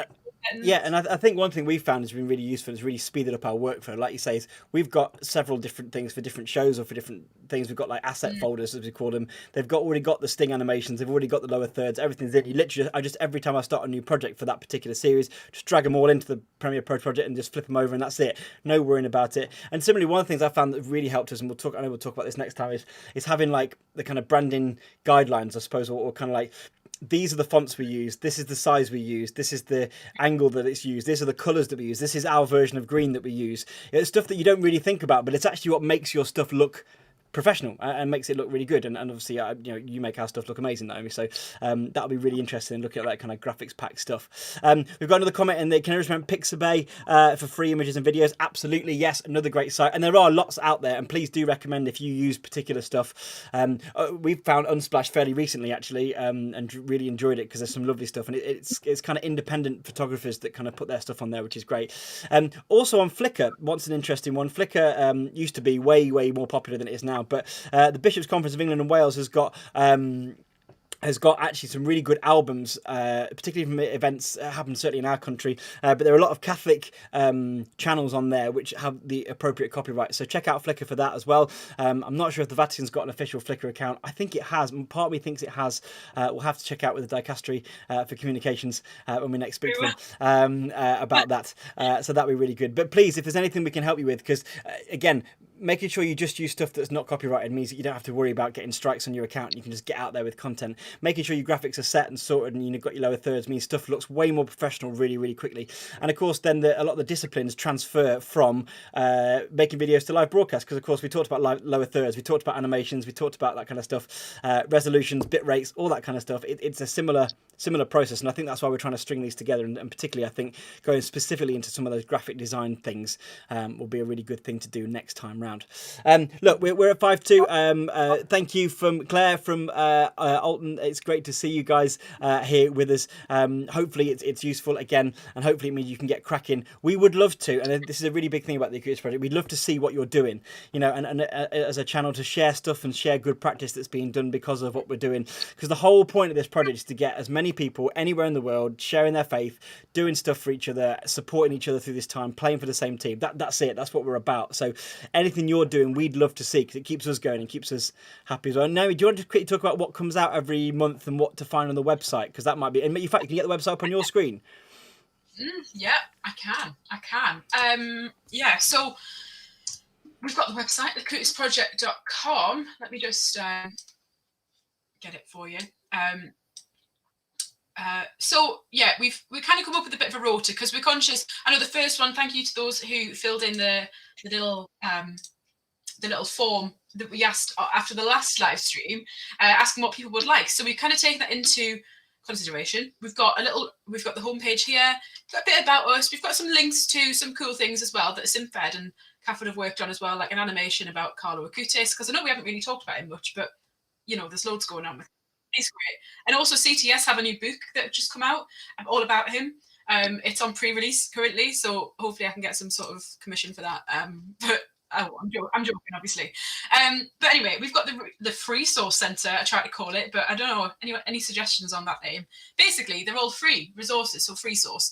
So we've got the first one that we released was, you might have seen it on our Instagram, these little quotes from a few popes that really affirm and encourage us in our digital ministry. Because you may think that, digital ministry, I know a lot of people think it's not that good, or we should really be calling people to be in real life, physical. Currently we can't, so we've got no other option. So we're the minister online or we don't minister. So these go way back. For example, Pope Paul VI in the 1960s was talking about using digital communication and social media and social networks. Isn't that amazing? In the 60s, like 1963, wrote a document called Intima Rifica. It's a good read. It's a long one. It's difficult. I had to read it, but then I enjoyed it. But you can download these and use these images in your home, in your centre. So that's printable resource. Go back. We've got a video resource, which is one of the other things we will be putting out every month. So we've got the video here, link to YouTube. You can, you'll have a way of downloading it from YouTube. But if you want to just play it on YouTube, that's even better, because it brings it all together a bit. And we've written some ideas for how you might want to use this video, how it might be useful in your life. So we've got two on there. One of the other monthly resources is obviously these live streams, these live masterclasses. And then we're going to be writing a bit of a blog as well. So a bit of a sort of reflection to help us, because I think it's important to be informed about why we do the things we do, what's going on. things we can just read, and if we've got links to cool articles or documents that are going out around digital communication and stuff, we'll share those in a bit of a blog every month as well. So yeah, so there's going to be a printable, a video, a blog, and a live stream. So 4 things for you, usually on Tuesdays. So keep an eye, and you'll find out through following us on a bit of social media. So head to Instagram @Akutis Project, Twitter @Akutis Project, Facebook Akutis Project, and obviously akutisproject.com. And you can't go wrong. Yeah. It's all good. It's all good. And like, thank you so much for you guys as well, because the response has been brilliant, having people actually rock up for these things. And hopefully, again, you'll be able to use this video back, and it'll go live on our website in a couple of days' time, so other people can watch it and watch back and hopefully learn from the stuff we've done. But after our graphics editing one, if you've got any suggestions, stuff you'd like us to look at, any particular, or even if you'd like to go back over stuff, there's, even with with Premiere Pro, with OBS, there is tons more we can do, and loads more we can show you. So yeah, and is there a way I can contribute to your resources library? Absolutely, Naomi. If it's info@akutisproject.com, isn't it? Is that right? Yeah, I think so. Or events@akutisproject.com. You've got an email. Oh yeah, whatever email you got this link off, if you just contact us directly, and yeah, we'd love to collaborate and love to get people working on board. Sarah, thank you. That'd be amazing. That's exactly the whole point of this. Brilliant. Brilliant. Look, it's 12 o'clock. We all need our lunch. You guys have been amazing. Thank you so much for your time today. It's been brilliant, and we're really grateful for everything that you guys are doing to serve your communities and your young people. Honestly, you're doing a brilliant job. It's a vitally important thing we're doing, reaching people online, and we really appreciate the fact that you're doing it. We just hope we can help in any way we can. So thank you from me.